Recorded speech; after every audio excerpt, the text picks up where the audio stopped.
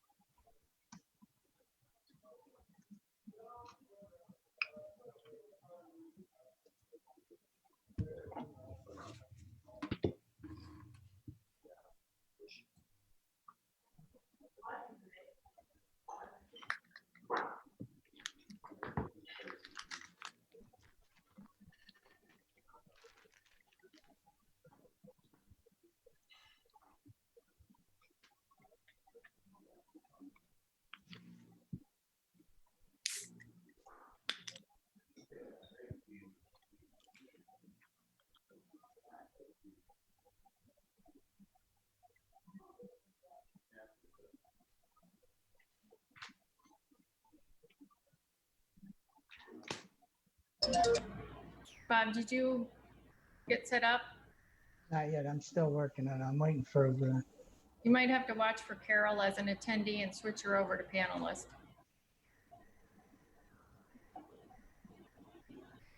Right now, I only see 10 participants. There's Yeah. Susan. Yeah, she's trying. Why don't you take it back for a minute then and go ahead? Or do you want me to give it to you? Okay, I can take it.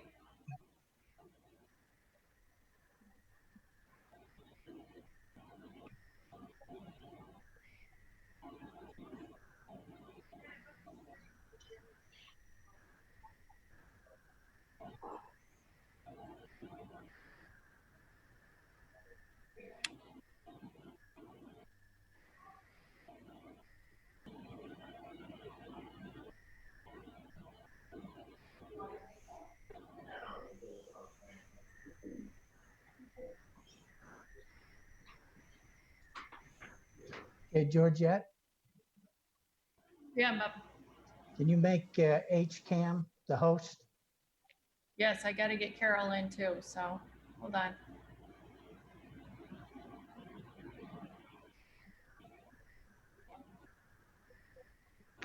Okay.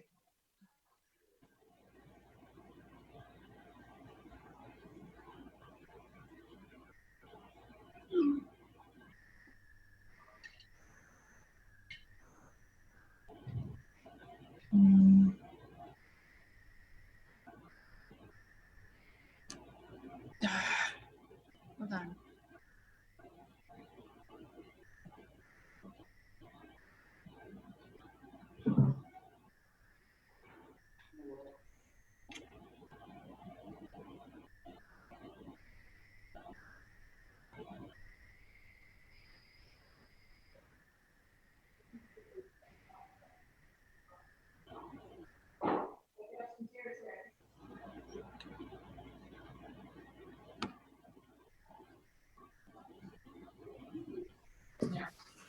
I hate looking at my COVID hair.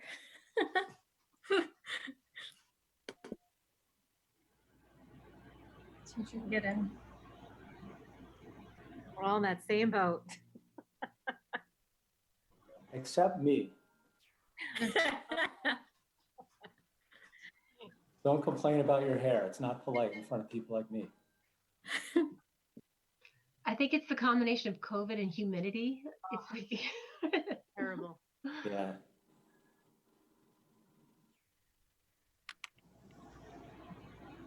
Hi, Carol. Hello there. Hello, Carol. Hi, everyone.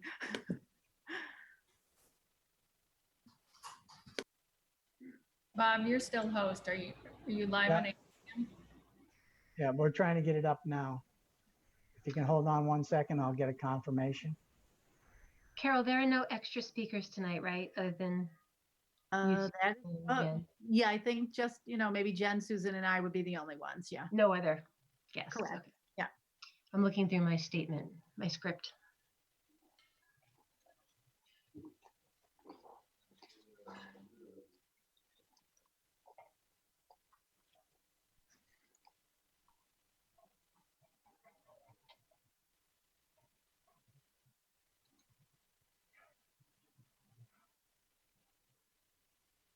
Can you hold on for 60 seconds? I know that we've already gone live on HCAM TV and we're out on YouTube.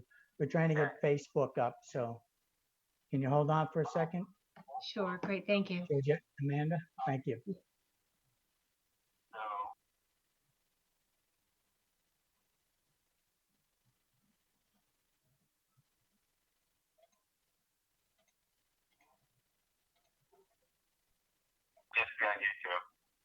Okay, Georgette, you can take back the host.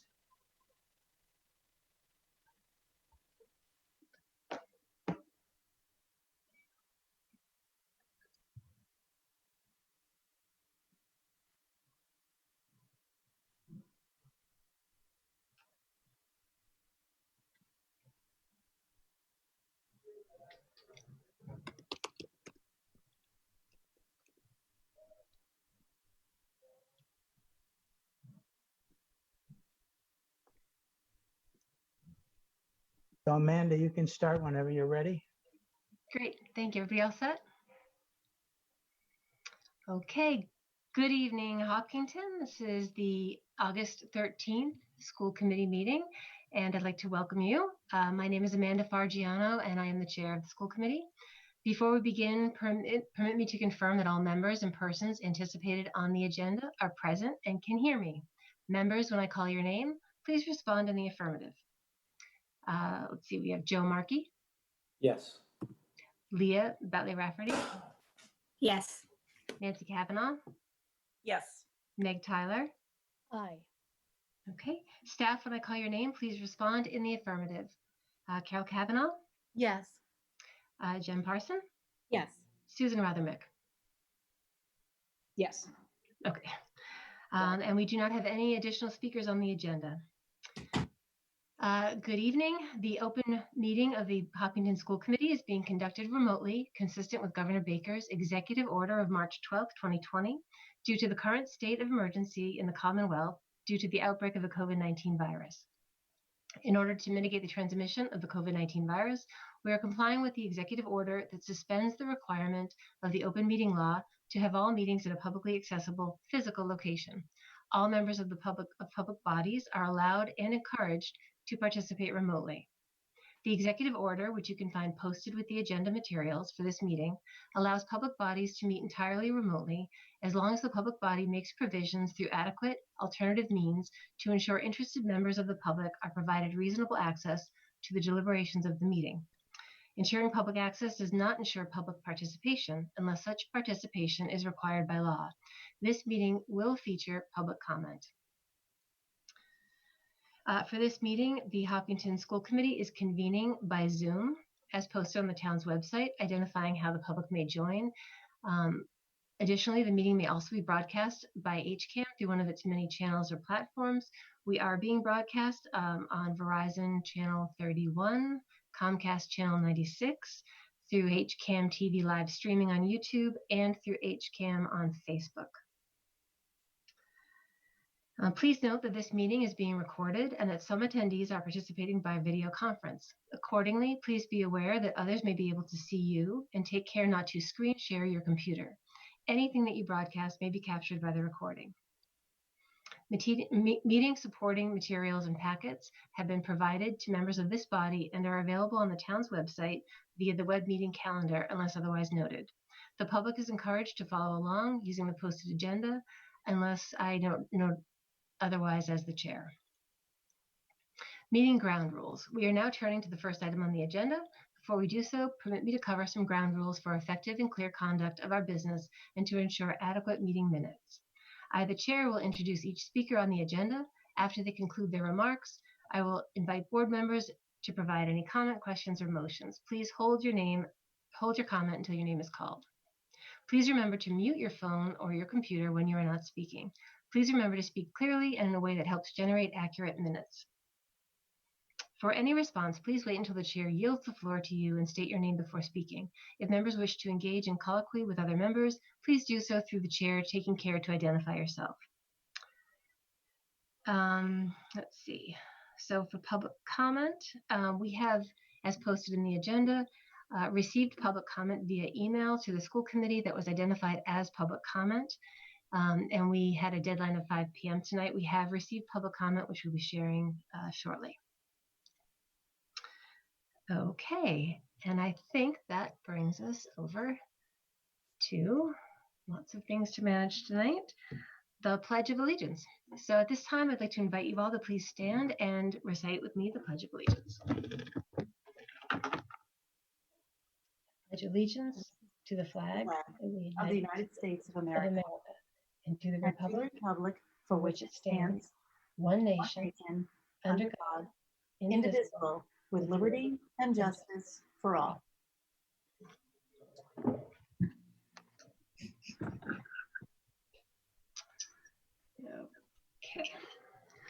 Okay, great. So that brings us to recognitions. Do we have any recognitions tonight? I have a recognition. I would like to share a brief recognition. I'd like to recognize HCAM and Dr. Kavanaugh as a unit for the extraordinary communication work that you have done throughout this entire process. We had office hours this week, and I asked the attendees where they're getting their information, what's been helpful, and they were all full of praise and gratitude for the communications that have come through HCAM, and because of the time you've made available, Dr. Kavanaugh. So I just want to give a shout out. We are indebted to you for that, because the community has been able to access so much information that would otherwise not have been available. Thank you. And I should give a shout out to everyone on the administrative team who has been working countless hours. I mean, really behind the scenes, there's so much work going on. So thank you. Okay, so that brings us to public comment. I have asked Nancy to share the public comments that have come in on our behalf. And like I said, I believe we have 4. Just so people know, the comments are limited to 3 minutes each. And the total public comment section is limited to 15 minutes. I think we're well within that tonight, but I will turn it over to Nancy. Great, thank you. So the first public comment has come from Connor Zanini. It says, my name is Connor Zanini. I teach chemistry at the high school. My comment is in regards to the hybrid reopening plan and concerns that I have and share with the HTA in regards to educators with health risks. According to the CDC, I quote, might be at an increased risk for severe illness from COVID-19, end quote, since I am a type 1 diabetic. First, I'd like to thank Carol for hosting 2 town halls that focused on communicating safety precautions taken at all of the schools to help mitigate risk. The information shared at these meetings have helped inform my opinion. However, I still have many questions and concerns. My primary concern is that the fact that the district has offered a hybrid plan to families without making sure we have enough staffing and without taking into consideration the needs of educators with health risks. Although ADA accommodations have been thoughtfully considered by HR, the number of teachers who will be working remotely due to health concerns or taking a leave of absence has not been made public.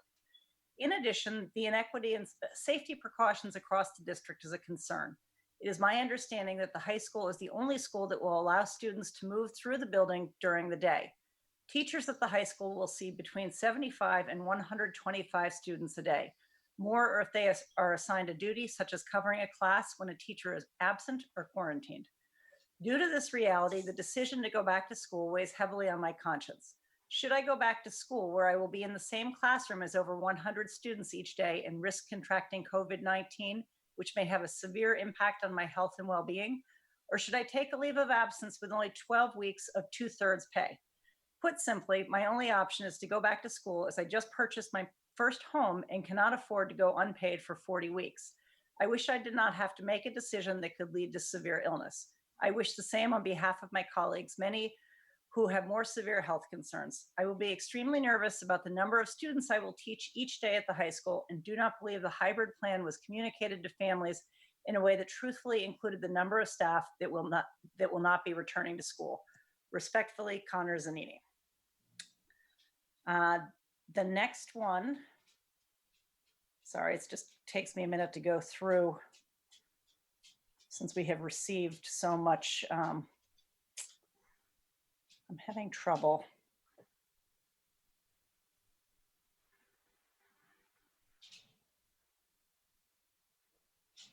I apologize. I'm having a technical difficulty with this. Can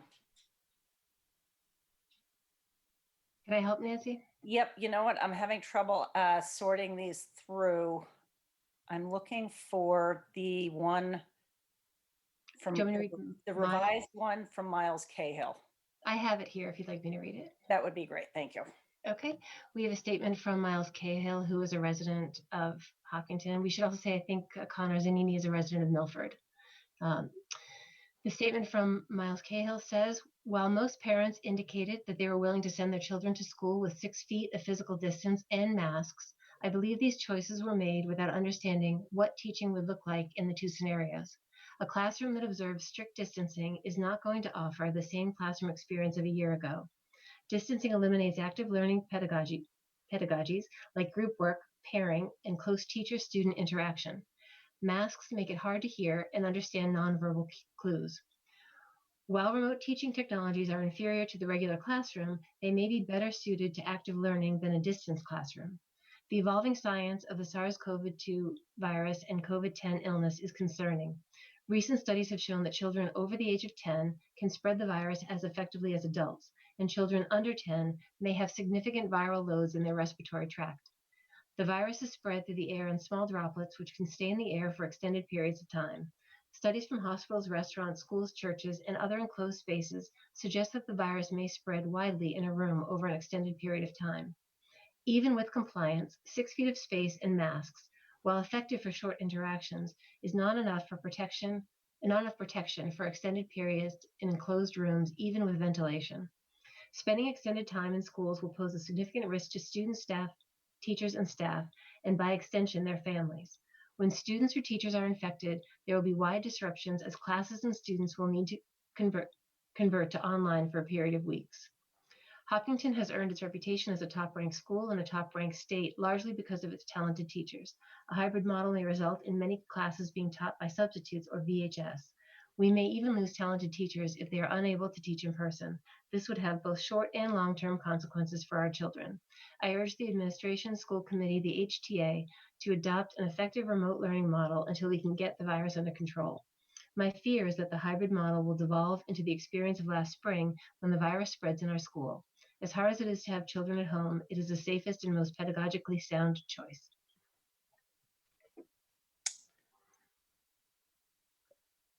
So I'm going to go ahead then and read the open letter. I'm going to take my glasses off because my print is too small. This is an open letter that was signed from Hopkinton parents. And I'm going to go ahead and just read that. I don't think we want to go through all the names. Dear Dr. Kavanaugh and members of the Hopkinton School Committee, last March, we were all thrown into an unprecedented new existence and were forced to restructure our lives of our families, and make near impossible decisions. During this time, we are deeply grateful for your time, energy, and devotion to the safety, health, and futures of our children. We also thank you for the opportunities you have provided for us to ask questions and voice concerns about possible impacts on our individual situations. During this time, we also saw our amazing Hopkinton teachers show their brilliance, commitment, resolve, and love for our children. Having never been trained for or experienced anything remotely similar, they dove into a world of virtual teaching with the goal of supporting our children through dizzying transitions. Despite the burdens in their own personal lives, they did everything possible to provide a sense of consistency and safety to our kids. We thank them from the bottom of our hearts.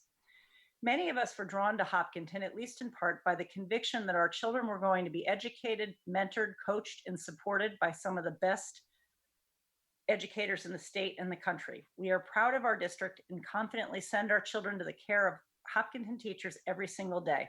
We do so because we are unfailingly supportive of our teachers and trust them to make the best decisions about our children's education and well-being when they are at school. We trust our Hopkinton teachers' expertise and commitment in determining how they can most effectively teach our children under current conditions within the community. In their school buildings and in their classrooms, in deciding how they engage with our children, we support them as they weigh the impact of face-to-face or remote teaching on their students' age and development, their subject matter, as well as their personal and family considerations. We cherish Hopkinton teachers as members of our community. We are concerned about the impact of this crisis on their physical, mental, and financial well-being and that of their loved ones. We deeply care for them and their families.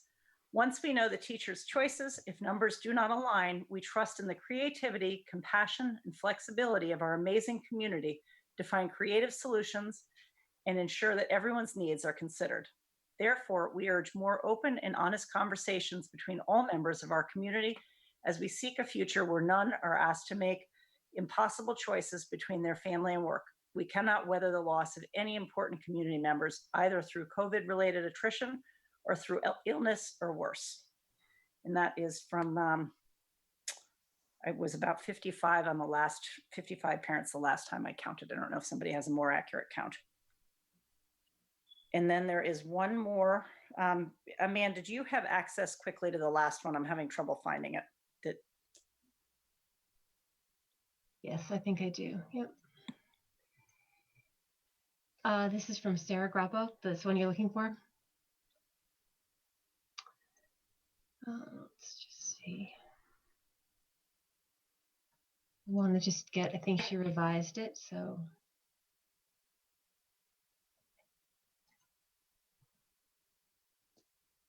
I did find it. Do you want me to read it? Please, if you have the revision, yep. Good evening. I don't envy the position you are in, and I understand there's no option that keeps every parent and family happy. We recently moved to Hopkinton and have loved the town and are excited to experience one of the best school systems in the country. My oldest child is entering kindergarten this year, and I wanted to pass along our concerns with the Monday, Wednesday, Friday / Tuesday, Thursday hybrid option. I can't imagine that our family is alone in that we both work and also have a younger son who needs daycare. With the alternating days schedule, we can't plan for a childcare that is the same schedule as our daughter's school. With the hybrid option that includes the same 2 days every week, we would be able to find an appropriate 2-day per week daycare program for him. I have not been able to find a center who will provide us with a matching alternating week schedule. It also doesn't make financial sense for us to send them for 5 days when someone will need to be home with our daughter half the week. As you can imagine, or may be experiencing, our work schedule is increasingly more difficult to coordinate with alternating days each week as well. With the hybrid model of the same 2 days, we would be more easily able to find a matching daycare program for him and then plan the same remote care for both kids during home learning, as well as more easily split our work schedules during the week. I have a very hard time seeing how the alternating schedule supports working parents. It is creating more stress, not just in planning, but also financially in what we all understood already a very stressful time. I appreciate your time and hope you will seriously reconsider your decision and ultimately choose the option that puts the lesser strain on working parents. Sarah Grappo. Thank you. That concludes public comment. Dr. Kavanaugh, I believe we're up to superintendent report. Okay.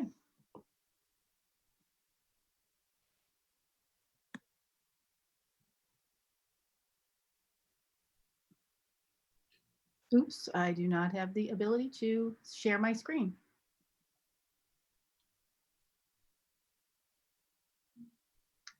I'm not the host. Oh, I do now. All set. Thank you.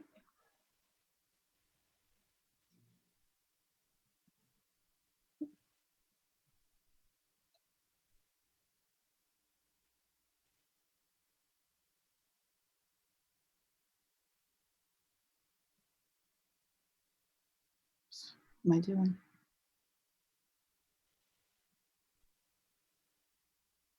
There we go. Okay. Thank you for your patience.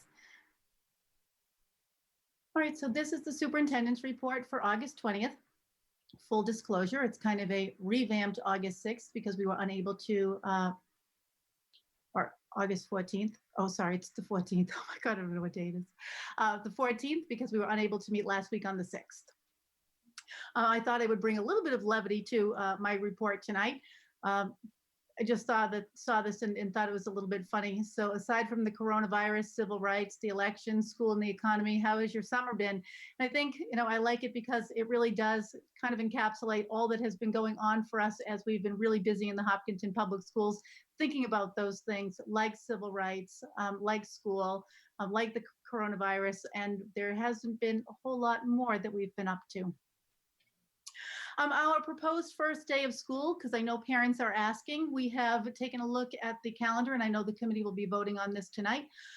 But as people may know, the Commissioner of Education has reduced the number of school days from 180 to 170 this year for students because we have 10 days of professional learning prior to the start of school for the educators in Hopkinton. So if we start on what would have been our first day of school and we carry that out with the Friday off before Labor Day weekend and the Monday for Labor Day, we will be starting on the 16th of September. And the commissioner did say that if we were starting any later than the 16th, you had to apply for approval from him. I know people, each week or each meeting, I do share with people information about the Reentry Advisory Group. So I will say that we had our last meeting, hopefully on August 4th, 2020, but you can see that we have met on the 7th. Between the 7th and the 14th, we had several meetings of the subcommittees. We met again on the 21st, on the 28th, and we submitted our initial plan to DESE on the 31st, and then we had sort of a culminating meeting on the 4th so that people would know, how this meeting was potentially going to go, or what would have been last week's meeting. I wanted to share a little bit of enrollment data. So I have the data that we looked at on 7/21. And on 7/21, we had 3,832 students in the K-12 realm and 3,988 overall. If we start to include Keefe Tech, Norfolk Aggie, charter schools, and our out-of-district kiddos, as well as the pre-K, and the pre-K is estimated at 81 students. If we take a look at what would have been last week on the 6th of August, you can see that we are up to 3,853 for K-12 and 4,009 for the district total for all of the kids for whom we are responsible for educating. And then for today, we are at 3,861 for K-12 and 4,017 in total. So I've just kind of taken a look at, what does that look like over there on the right-hand side? And if you take a look at where we have been, we have increased our enrollment, I think, by 29 students over the last couple of weeks. And so I think that these are probably some interesting numbers as well, because, some of the families have been thinking about homeschooling. So I'm not sure if the homeschool families are still left in these numbers or if they are not. But this is actually a little bit slower enrollment than we have seen in other months of August. So just some interesting data. The modulars are coming along beautifully. We have actually walked in the modular classrooms at the Hopkins School. So I will get you some up-to-date pictures, but where you see those men standing on that concrete pad, there are now actual classrooms, and you can walk in those classrooms, which is really exciting. Finally, what's new in anti-bias, anti-racism, social justice, and diversity, equity, and inclusion work? I want to, a little shout out to Jen Parson, who was able to get us a grant through DESE. It's really exciting to have this money. It's a significant amount of money to bring some really great training into the district. And the program description is there on the screen, but I think what is most important to me is what we'll be looking at with this group are pedagogy, policies, structures, and systems. So it's a really nice way to take an objective sort of look at ourselves. Where are we with responsive practices, racial equity, all of those pieces that, sometimes as people who always see our district, we don't recognize things in ourselves. So the company that we'll be working with is Black Print Consulting, and they are a relatively new consulting group, but we've had our first meeting with them and everything seems really promising. And then I just have a few questions at the end. And I know I've gone through that very quickly, but that's just the typical updates that I give for each meeting. Thank you, Dr. Kavanaugh. Does anyone have any questions or comments on the superintendent report? Okay. So we're moving right along to the chair report. I don't know, I'm hoping I can share my screen as well. Let's see.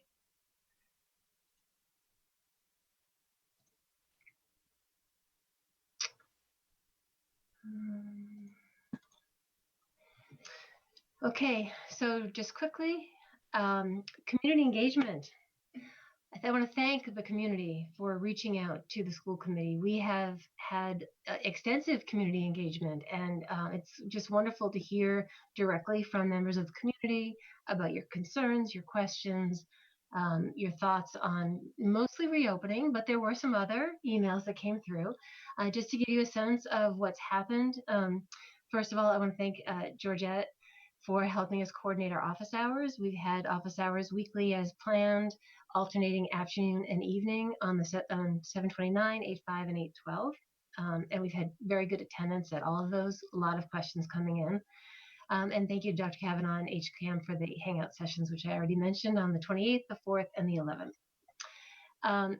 Let's see, at our public forum, we had record numbers of people tuning in, and over 1,500 people watched live, not including the television viewing, which we can't count. And then the views of the recordings have, we've had over 4,000 views of the recordings of that, of the public forum meeting. Out of that, we answered about 650, we received about 650 questions, and we posted about 130 FAQs, which went out and are published on the district website. Hopefully people have been accessing that. I've seen people in that document. And I can say as someone who's sending their kids off to college, I'm not getting 130 FAQs from the colleges. I wish I were, but I am impressed with the amount of turnaround on information we've received from our administration. I'm very thankful. I also want to thank the school committee for funneling so many questions and concerns and answering so many questions. All 5 of us, I think, have been quite busy trying to connect and listen and hear what the community has to say. And I'm not sure that we remember to thank the school committee enough, so I'll give you a shout out. I think it's been a lot of work and dedication. We have received about 70 or so emails in the last week or so in support of the hybrid learning model and returning students to school in person. They were not marked for public comment, but we do want to share that we have received an abundance of emails with that message. We received about 5 emails today explaining that Hopkinton teachers were the first priority when people were choosing hybrid. It wasn't really the in-person learning for the people who emailed us this afternoon. It was seeking out the option that would provide the most access to our wonderful teachers. We also received several emails directly from teachers expressing concern about safety and effective teaching with the hybrid model. So there's been a lot of email activity, and we are grateful for it. Thank you very much. I do also want to point out, although I would have said this at the last meeting, it seems a little bit dated, but important to share, that I received about 20 emails a couple of weeks ago voicing concern about the school resource officers and rumored cuts to those positions. There are no planned reductions for the school resource officers, so I just want to state that. I also want to point out that the headcount and budget for the school resource officers is controlled by the Hopkinton Police Department on the municipal side of the budget, not the school side. So if people do have questions or concerns, I would recommend reaching out to Chief Bennett with any questions about the SROs. And if people are just curious about the whole SRO position and so forth, you can reference Mass General Law, Chapter 71, Section 37P, which kind of defines what an SRO is. So just a quick media update. Again, thanks to the school committee members who've been juggling all the media. I do want to alert people to the district website. There are a couple of key areas that I'm not sure, I think most people know about, but I just want to point them out. There is a re-entry plans block on the homepage in the news section. And the links can be a little hard to read, but there are links to the FAQs, the re-entry plan, and all things re-entry. We may or may not be working on a new way to capture that information, but right now I'll direct you to the in the news section of the website. And also just a reminder, because there have been questions posted around social media, does the school committee have a meeting? Where's the agenda? Things like that. You can find out all of our meetings and agendas. They have to be posted, as we know from missing the last meeting. They have to be posted, and you can see them on our school committee website. You can also see them on the town calendar. The date of the meeting is a hot link to the agenda, so you can click the date. I also want to tease an upcoming school committee office hours. The community has asked for information about athletics, and I have talked to Athletic Director Rich Cormier through Dr. Kavanaugh, and we have tentatively arranged to have Mr. Cormier join us this coming Wednesday evening if there is information from the MIAA. There seems to be bubbling up some statewide athletics information today that the MIA has not released information yet. As soon as it is available, we will have Rich edit an office hours to answer your questions directly. The MASC, Mass Association of School Committees, is our sort of overarching body, and they hosted a meeting with Commissioner Riley on 8/11, and several of us attended. As it was a webinar. I just want to point out a couple of key things that came out of it. I think most people now have seen this map, and I believe Dr. Kavanaugh will talk about it later, but there is a new color-coded metric that the state has come up with to help us determine the appropriateness of different learning models for our town. And that was shared for the first time that day, both with us and with the superintendents, I believe.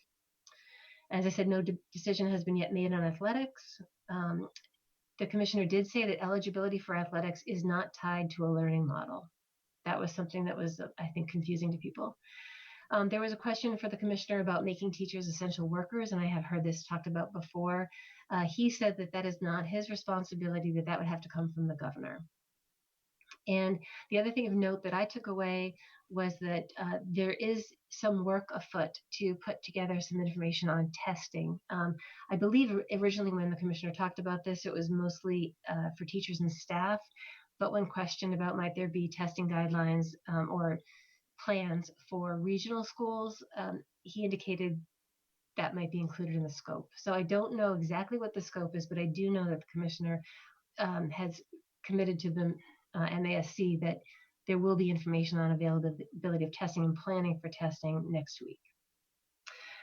I just want to talk to my own school committee members and make sure that everybody knows that they can subscribe to the MASC daily email, which is a nice summary set of links to news articles related to education happenings. And MASC has provided us with some overarching guidance on potential policy impacts of the COVID epidemic and our reopening plans. And we have a policy subcommittee with both Leah and Meg who are working with Dr. Kavanaugh on that. And I'm sure there'll be some more policy talk in the coming weeks. Finally, I have signed payroll warrants S20026, S20BAL, S21001, S21002, and S21003. I have also signed general operating expense warrants 21-001, 21-002, 21-003, 21-004, 21-005, and 21-006. And importantly for the community to know, if you haven't heard this already, The town did receive a payment from Legacy Farms of $1.2 million as scheduled. So that is now in the hands of the town. So we are grateful to the developer for making that payment. And we know that the money is much needed these days. Okay, so that's my chair report. Are there any questions or comments? Okay. That brings us to liaison reports. Does anyone have a liaison report? I do. So the planning board has requested, I guess they're working on their action items, and they want to change their master plan and update their action items. One of the action items that they have is ours, which is monitor and plan for the potential impact of increased school enrollment across the district. And they would like an update in September. I told them September 28th would probably be a better date than the 14th, which was the other date they offered, simply because I figured we'd be busy with the start of school. I'm sorry, do they want to come to our meeting, or do they want? No, they want me to go to their meeting to update them. Okay. So, and that is all. So I also have an update, if that's okay, from the Bridge Committee. I apologize, that is my dog barking in the background. The Bridge met this week to talk about different needs that we would anticipate, but for both remote learning and in-person learning that students would have, that needs that they would have that might get in the way of them being able to access the curriculum, specifically with regard to socioeconomics. We also have received a number of donations of masks, and I will bring those forward when we're still continuing to get more, both the handmade cloth ones as well as some disposable masks that we will be passing along to the public schools. And I will give a more detailed report on that when I have the numbers, but it is in the hundreds. So. Great, thank you. Any other liaison reports tonight? Okay, seeing none. Move on to office hours. I just quickly want to ask the committee if it is okay to extend our weekly office hours through the start of school, continuing the Wednesday schedule. We originally had, that was our intent, and the start of school has moved. So I just want to know if people are okay with continuing alternating afternoon and evening through the beginning of school. Yes, I am. It's fine. Yeah, it'd be fine. But the daytime appointment we'd have to change because I'll be teaching at that time. Okay. If I can't find another another colleague to sit with me, then we will address that. Okay, great. That brings us to new business school opening update. Before we get into the school opening update, I just want to share with the community a statement that was given to the school committee by the Hopkinton Teachers Association. And I'm going to read that verbatim. I know that the community has been very interested to hear from the Teachers Association, and they have communicated with the school committee and authorized our sharing this document. So I'm just going to read this verbatim. To the members of the Hopkinton School Committee. Up until now, members of the Hopkinton Teachers Association have stayed silent on the issue of school return as we engaged in, listened to, and contemplated the same conversations, debates, and sources of information you have. There have been several school committee meetings with public comments from parents, hangout hours, and Facebook threads where you've heard from many of the stakeholders in the Hopkinton Public School community, and it is important that you also hear from us, the members of the Hopkinton Teachers Association. Hopkinton educators want two things: the best educational experience for our students, and a venue to provide quality education that is safe and lends itself to the physical and mental well-being of all students and staff.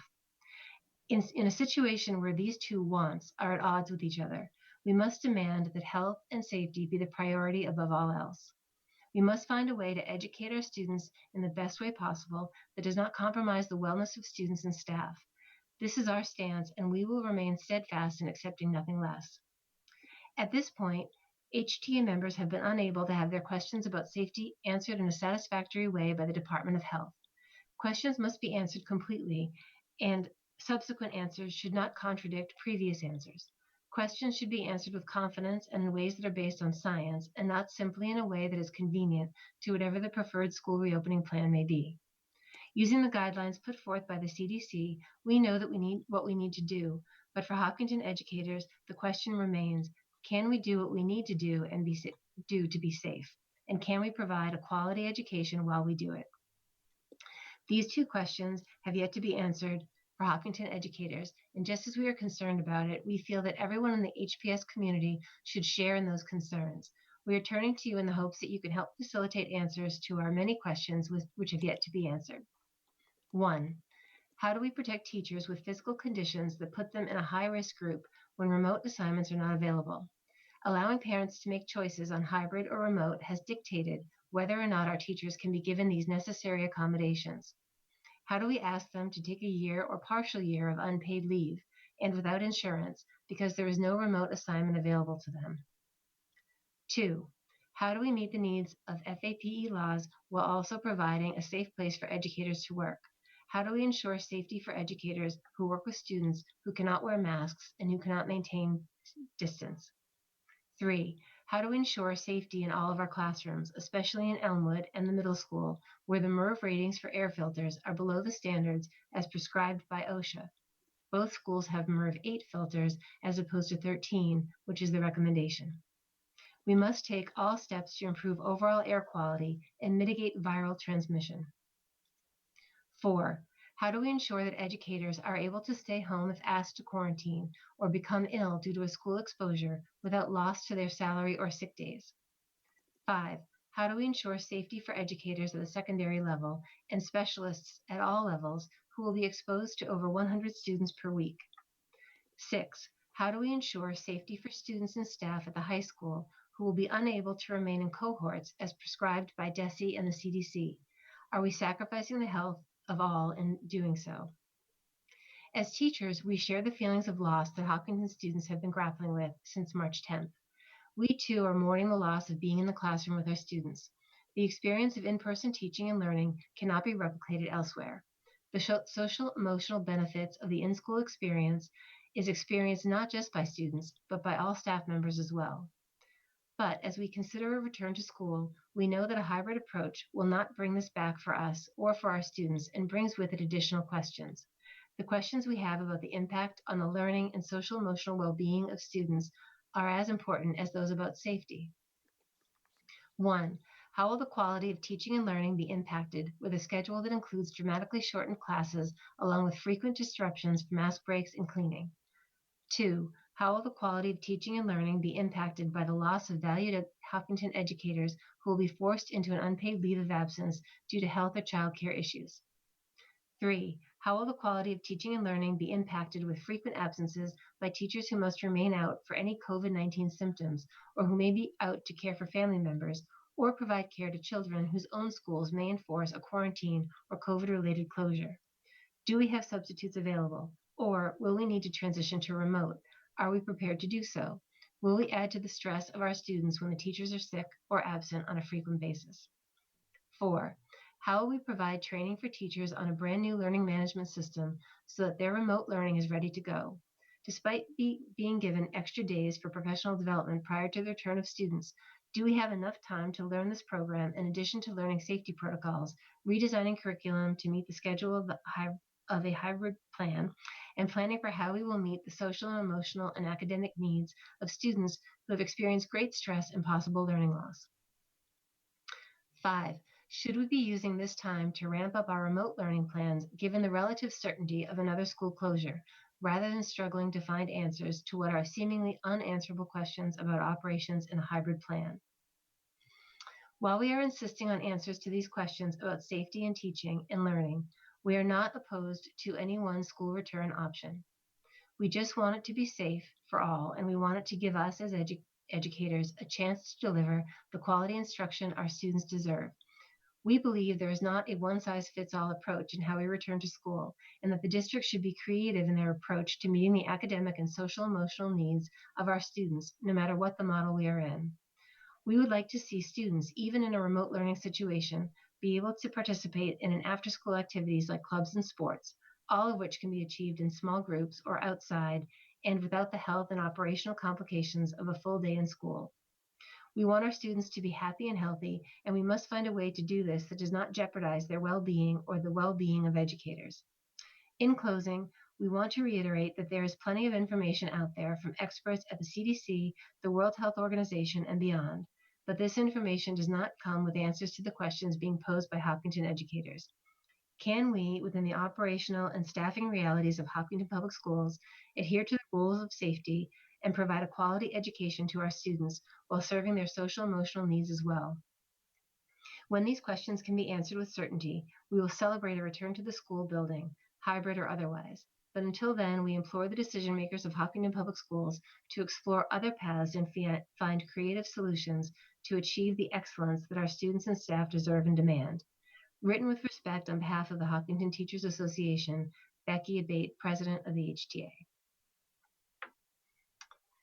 Okay, I want to thank you for indulging us for that, for sharing that information. I know it has been, as I said, on the minds of the community, and we felt that we could share that with the HTA's approval.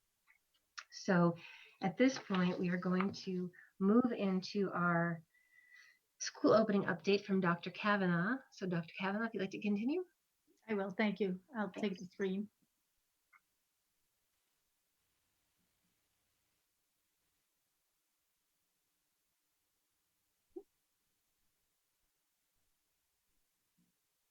Okay, so thank you. This is our reentry plan as it stands right now. And as you know, this evening, we are hoping that the school committee will be able to take a vote. The Commissioner of Education is expecting that each school district across Massachusetts submit a plan to the Department of Elementary and Secondary Education on August 14th, which would be tomorrow. So way back, the commissioner had asked of all school districts in the Commonwealth of Massachusetts to create 3 plans for schooling in the fall of 2020. So the reason for preparing 3 plans and not just 1 plan is that the commissioner believes that, at some point in time, you may have to pivot on a dime, just as we did last March, except this time he would like for all of us to be ready for that. So what he has asked us to do is to create a plan for full in-person instruction. And if every child were coming to school every day, naturally, there would have to be safety requirements involved. A plan for partial in-person instruction. So what that would mean is that part of the kids would come on one day and then they would be learning at home on another day. So what we have affectionately started to call that is a hybrid learning. So kids are in school some of the time and learning from home some of the time. And then the third plan was to be fully remote. And one of the things, what I've shown you here on in this little graphic is what the commissioner had given to all of us. And one of the things that is important, I think, about this is that, what he was sort of favoring was in-person learning with new safety requirements for everyone. And that was the initial messaging that we were getting from him. And we finally got guidance from the commissioner on June 25th. One other thing that the commissioner had said was that any student who wanted remote instruction should have that option. So if a district was creating a hybrid model, we were charged with asking families, what did you want? Did you want hybrid or did you want remote? As a school district, we weren't allowed to say that these students would be able to have hybrid instruction, these students would be required to have remote instruction. It was essentially a family's choice. So in addition to preparing our buildings by rearranging furniture and seeing what might fit and purchasing plexiglass and PPE and all of those things, we did assemble a reentry advisory group. And I know I've shared with you the names of the people on that group in the past, but I think it's important for you to be able to see who they are one more time. This 36-member group came from a variety of places. So as you can see, we had Sean McAuliffe, who is the Hopkinton Director of Public Health, Kathy Bain, our head nurse. We had a significant number of parents. And when we first started this process, I assumed we would have 5 or 6 parents on the committee. But as we started to look at the compelling stories of the parents, we said, maybe what we really need is to include parents, not just because they are parents, but in addition to being parents, they are really professional people who bring a unique lens. So I know a lot of people have said, how did you choose those parents? And just to be clear, I want folks to know that, a parent may have been chosen because they actually did have the coronavirus, or a parent was chosen because that person works in a very unique medical field or is a virologist. Some of them were chosen because they work in a place where they were going through the exact same process we are currently going through.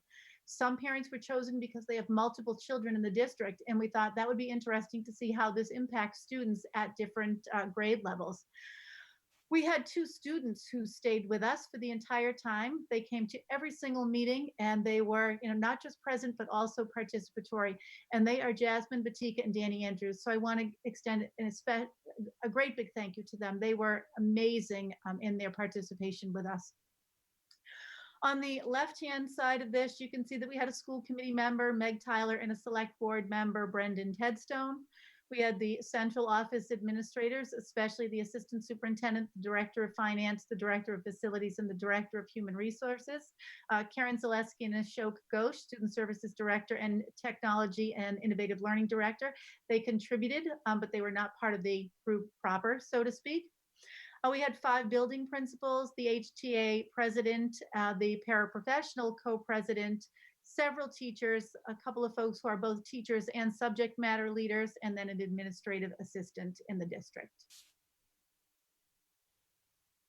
So in terms of guiding principles for reentry, what was it that we were sort of thinking about as foremost as we engaged in the reentry work?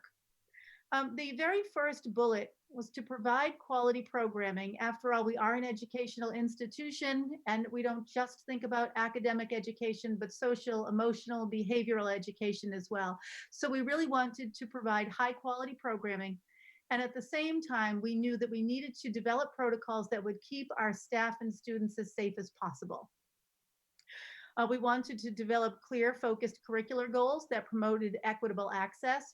So as we are looking at those curricular goals, we wanted to ensure that every student, regardless of, maybe special education needs or language needs or socioeconomic status, would have access to the curriculum. And that was very important to us. We wanted to be able to deliver consistent instruction while also being really flexible and ready to pivot at any moment. As I said, if we choose a hybrid model, you may need to go to remote instruction fully. You may need to, re-enter fully in the event that the trajectory of this virus changes or that a vaccine is present. So the flexibility piece was also important to us. We wanted to include teacher voice and collaboration in designing the plan. We wanted to be sure that we were addressing social, emotional, and behavioral needs of the kids, ensuring that teachers feel confident with their ability to teach effectively in a hybrid learning environment. And finally, we purchased a learning management system. We heard loudly and clearly from the parents at home in terms of survey feedback that it was really difficult for kids, especially in grades 6 to 12, to sort of find things. Did it come to us in an email? Will I find that in Canvas? Was that a Google Doc? So, the kids were really kind of struggling to find things. So a learning management system will do a couple of things for us. One, it will be one-stop shopping for a student, which is really nice. But also it will allow teachers to sort of put in modules where, if you need a video and you're planning a week's worth of work at a time, and kids have a sense of all of the materials and what's due and where to upload it. So I think our movement to a learning management system, while it's a tricky time to be doing that, is really great for sort of streamlining the educational process for students and families. All right, the second piece that's really important for us to think about here is safety. And I know that people have heard again and again that this only works, risk is only mitigated when everything works sort of in combination. All of the factors have to come together. And so in the reentry work, we did decide on 6 feet of social distancing. And we decided on 6 feet of social distancing because it felt very safe to us. We had heard, if you were in a grocery store anytime after March 10th, there were markers on the floor encouraging people to stay 6 feet apart, right? The, Governor Baker would get on your TV and say you have to stay 6 feet apart. So on June 25th, when we received the commissioner's guidance and it said 3 feet, We were a little bit skeptical about that. And then when we took a look at whether or not it would be feasible to have our kids come in at 3 feet, we realized it wouldn't be. And we knew that it wouldn't be because we did not have cafeteria space. Even if people in classrooms could be 3 feet apart, according to the commissioner's guidance, you cannot be 3 feet apart anywhere where you're taking your mask off and eating food. So for cafeteria purposes and lunch purposes, we really needed to ensure 6 feet of social distancing because we were ensuring that a full-time return to school for all students was not going to be possible. So that will be a part of the documentation that I share with the commissioner in a report tomorrow. So what did we do in terms of PPE? We now have face shields for every teacher and every student in the Hopkinton Public Schools. At present, we have approximately 6,000 masks that we have purchased, but we know that they are also available through Project Just Because and through the bridge. So there are literally thousands of masks available. And when we say 6,000, we only purchased that amount because the commissioner had suggested that we buy them incrementally, so that you buy, enough for a couple of months and then enough for another couple of months. And I'm sure that that's because there's that, opportunity to pivot. We wouldn't want to be standing with 20,000 masks 10 years from now in supply closets. We have purchased 5 tents, one for each building. We want to be sure that our students are able to get outside and get fresh air and be socially distant and get mask breaks during the day. We have spent literally tens of thousands of dollars on plexiglass dividers. So we do have them for places where people are typically working closer than 6 feet. So, even though we know that in a guidance office, for example, where the guidance counselor is sitting and where a teacher and where a student would sit, the counselee would sit, we can get 6 feet of distance in there, yet you're in a small room. And so the plexiglass shield felt like a good idea. We have purchased an awful lot of hand sanitizer. We've got nurses' gowns and masks and nitrile gloves and all of the things that our nurses are going to need. We are going to be trying to hire additional nursing staff, if not RNs, certainly LPNs or CNAs, just to have sort of extra set of hands around to make sure that our nurses are able to deal with sick children and also the children who may need medication during the day, for example. And we have purchased PPE that is particular to special education students. Again, maybe we have students who are not able to wear face masks. So we have shields and plexiglass and PPE for the teachers who would be working with students for whom a mask is not a possibility, at least at this time. In terms of cleaning, we are hoping to hire 5 new custodians. And if people are saying, was that budgeted for? To be clear, we received an awful lot of money, and you'll see that in a subsequent slide that Mrs. Rothermick will go through with you. So we, have hopefully the ability to hire 5 new custodians because those people will be in our buildings, sort of doing all of the touch points and disinfecting during the day. We will be disinfecting nightly. As I just said, working through all of the touch points daily and also offering some disinfecting along the way. We have purchased an additional 5 Protexis sprayers so that now we have 10 of those in total. We can disinfect a classroom in 3 to 5 minutes. I know there's been considerable concern about HVAC, and so I want to go through some of that tonight as well. In the Elmwood School, and these are all past expenditures. These are not things that have been sort of a knee-jerk reaction to COVID. This is to ensure that the community knows that we keep up with our HVAC systems. I say in every venue that I possibly get into, we are really fortunate in Hopkinton to be able to keep up with our HVAC. There are some school districts where when it comes down to budget and we say, well, should we get new exhaust fans or should we get textbooks? Typically what will happen in those places is the district will decide on the textbooks because that's closest to teaching and learning. We have not had to make those kinds of decisions in the last couple of years. So we do, in fact, we spent $38,000 on new exhaust fans at Elmwood. Our Univents, which is the HVAC system that we have in the Elmwood School, we spent $15,000 on that. At Hopkins, we've spent $77,000 in HVAC unit compressors and parts replacement. $150,000 in new building management controls. And again, that came to us through a Green Communities grant. So when you start to see grant money sprinkled throughout this presentation, you'll see that we are a district that's also, I think, pretty conservative in terms of our budgeting, because we're really smart about finding grants. And, I want to commend Tim Person, Susan Rothermick, Ashok Ghosh, Karen Zaleski, and Jen Parson, of course, Assistant Superintendent, for doing that. We get an awful lot of grant money coming into the Hopkinton Public Schools. In the middle school, $57,000 in exhaust fan replacement. At the high school, $50,000 in HVAC repairs and replacements. And just so people also know, the district has a preventive maintenance service contract for HVAC in the amount of $107,000 a year. So in the event that some piece of equipment breaks down, we have that preventative maintenance service contract. So you don't have to stand around worrying what happens if the univent goes down in a particular classroom, or what happens if a compressor goes. We have the ability to repair those things. What the MTA and the HTA have been very vocal about is, what is it that we are doing with our HVAC systems. And so what we have done is we have turned to the documentation that they asked us to turn to, but it would be the documentation that we would have turned to anyway. And that document is the ASHRAE group, and that is the American Society of Heating, Refrigerating, and Air Conditioning Engineers. They're typically known as ASHRAE. And they have published a paper on infectious aerosols, and that document was published on April 14th, 2020. So it's a very newly published document. Just so you know about ASHRAE, they are in fact the global leader and foremost source of technical education and information on HVAC.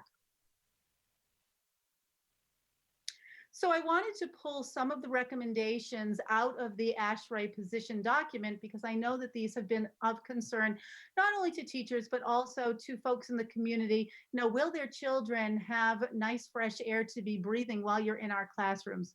So the ASHRAE position document does say that we should increase outdoor air ventilation. And we would do that by disabling the demand controlled ventilation and really, opening up the outdoor air dampers to 100%. And that is the plan. We are planning to increase our outdoor air intake to 100%. And we do that using a building management system. So what that means is there's actually a computer system that allows us to do that, which, stops the recycling of air. So all of the air that's coming in is really outdoor air.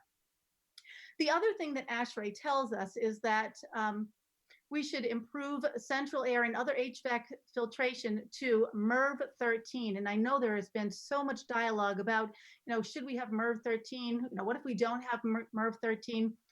But the last part of that sentence is, or the highest level achievable. And it's really important to note that some of our equipment is built for MERV 8 filters. And what a MERV 8 filter does when we're pushing nice fresh air in from the outside, it will filter out bigger particulates. It'll filter out, pollen, for example. But, coming from the outside, fresh air, we're not worried about whether or not that thing is filtering COVID, right? But what we've also learned in a Mitsubishi Train article is that none of these filters is a guaranteed to filter out COVID. So we just need to be very clear about that. So I do want to walk you through, what do the HVAC systems look like in our buildings. At the Marathon School, we have a MERV 11 pre-filter. So that's the one that will be filtering out the first set of particulates. And then the second filter, the MERV 14, will, just really pretty much push cold air, fresh air from outside through it. But with those other filters in place, the bigger particulates are missing. So with a MERV 14 that is very finely screened, there won't be things getting caught in there. That's how that system is built. So if we move to Elmwood, for example, and we took a look at the MERV 8 filters, it's a wider screen. And so when you're looking at that wider screen, if we were to put a MERV 13 in there, and we're asking the MERV 13 to filter out pollen, for example, it's certainly going to do that, but it's going to clog that filter with some of the finer particulates that go through there, that won't go through there. So what ends up happening is that, you start to, as the system tries to pull air through a clogged filter, it really does, kind of put a strain on the filter. Now, could we go and put MERV 13 filters in all of those univent systems? We absolutely could. Are they enormously expensive? No. But are they going to actually help filter out any COVID? No. So what's going to happen is fresh air is going to go through a MERV 8 in the same way that fresh air would go through a MERV 13. At the Hopkins School, again, there's a dual filtering system. There's a MERV 8 filter that is the pre-filter, and then there are HEPA filters that will, work to be that sort of second round of defense or to work with recycled air. At the middle school and the high school, same thing, MERV 8 filters, and those go through a univent system as well as air handler systems. Another recommendation, according to ASHRAE would tell us to bypass the energy recovery ventilation systems that could potentially leak contaminated exhaust air back into the outdoor supply. So this really only applies to the marathon school, and here's why. So, air will come in through that first pre-filter, the MERV 11, and then what would happen is internal air as well as external air would be mixed, and this is very common in newer buildings, and then pushed through that MERV 14. What we don't want to happen is for that internal contaminated air to start getting mixed in there. We would prefer to have 100% of the nice fresh air pushed through. Now, this could, when it says to bypass the energy recovery ventilation, it does that because what's already in the building is either heated or cooled. So it's sort of a way to save energy because it won't ask the system to either reheat air or to recool air. In this situation, even though it will cost us a little bit more in energy, we are absolutely not going to recycle that air. The second one, keep systems running longer hours, 24/7 if possible, maintain temperature and humidity as applicable to the infectious aerosol of concern. We probably won't be running that 24/7 because in the early hours of our day and the later hours of the evening, we really don't have people, but we will certainly be doing that a significant amount of time before school starts and then a significant amount of time after school ends to ensure that what is in the building is nice, clean air when the students arrive, and what is replaced is nice, clean air after the students leave. Whew. And then finally, add portable room air cleaners with HEPA or high MERV filters with due consideration to the clean air delivery rate. At this point in time, the Hopkinton Public Schools ventilation with 100% airflow in and out, and with a reduced number of students in our classrooms all wearing masks, those are going to serve for clean air delivery and really dilution of the viral load. So we are not going to be adding portable room air cleaners, HEPA or any of those high MERV filters into the classrooms because we don't really see the need to do that. The belief here, and I think science backs this up, is that that nice fresh air coming into our building is certainly adequate to reduce viral load. All right, so that is all that I wanted to share with you about ASHRAE and filters. And I would ask Mrs. Rothermere now to speak a little bit to the amount of money that we have already spent of our COVID money on different things. Thank you. So what you see here is a budget estimate and really breaking it out between the 3 learning models, remote, hybrid, and in-person. So going through it, health staff, we had talked about the potential to hire additional nursing staff. So you can see how that plays out. We did actually already incur additional staff during the summer, and that's where you see the remote. So during the summer, we have already spent some of that money. Contract tracing for transportation, we are working on a system that will have IDs, student IDs, where they would actually scan onto the bus. These same IDs would then be used for food service. They have a QR code that will also be used to log into some of the academic programs that are needed. So this is a purchase that we are working on, and hopefully get the installation of the hardware moving and those student IDs into the hands of families. So what that enables us to do is if there was ever any issue on a bus, we would know exactly who was on that bus that day and who was on that bus the next day. So that plays well into our strategy. Temporary staff to backfill, this is just an estimate, obviously, of if we had to bring in a substitute teacher, what would that be? And this estimate is the amount a day, assuming one person at every school for every single day. So again, it's an assumption, it's hard to say. But then even when we go remote, there is still that possibility that we would have staff that are unable to teach. So in the remote, I just took an estimate of 50% of that cost.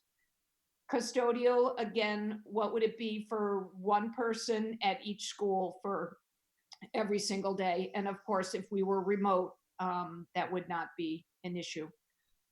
Transportation, we're looking at potentially hiring a bus monitor for all 31 bus routes. That is a significant cost, as you can see. But we've also said in several meetings, that could be a very difficult hire for us. So whether we would ever be able to hire 31 monitors remains to be seen.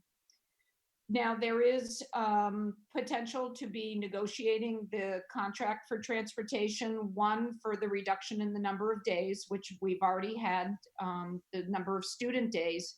But then if we were also to go remote, or if we were also to have any kind of closure, what would that look like? And just like we did in the spring, that's something that we would be entering into negotiations with our vendor. So that savings is yet to be determined. But in addition, the bus transportation company is being asked to provide additional PPE. All drivers will be wearing masks or shields. They will have to have the cleaning material to be able to go through and clean the buses and clean the high touch points. None of that is part of our existing transportation contract. So that is an increase in cost. And again, that is something that will need to be negotiated. What exactly will that cost? So savings and that additional PPE could actually just be offset, and it could be a wash. We're not sure yet. And we are in discussion already currently with the vendor as to what that would look like. Incremental costs for special education. These are costs that we've already incurred. Because we had shut down in the spring and it was very difficult to get involved with some of our special education students. Students are being evaluated during the summer. So that is a cost where our staff is actually reaching out and working with those kids. The temporary additional space, as Dr. Kavanaugh mentioned, we are purchasing 5 tents. That actually probably could be in the remote also, because the bottom line is we're moving forward with buying those tents. So if we were to all of a sudden go remote, once they're installed, we're not getting our money back. So we own them. Cleaning and disinfecting of public buildings, as Dr. Kavanaugh spoke about, we are looking at hiring 5 additional custodians, 1 for each building. So that's the cost of that. Again, if we were fully remote from the beginning, we may not have that cost, but if we have them on board and we go in and out as a mix of 100% remote, we may still have some of that cost. So right now it shows 0, but that may not really play out that way.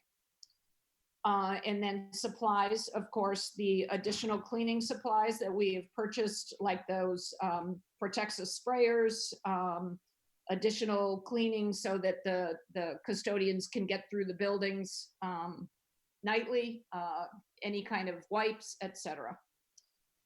Training, this is training that will happen during the summer for teaching staff, and Ms. Parsons can speak to that a little bit if you need more information, but basically really working with teachers in how best to work with students and teach students in a remote environment, how to use that learning management system and all kinds of things.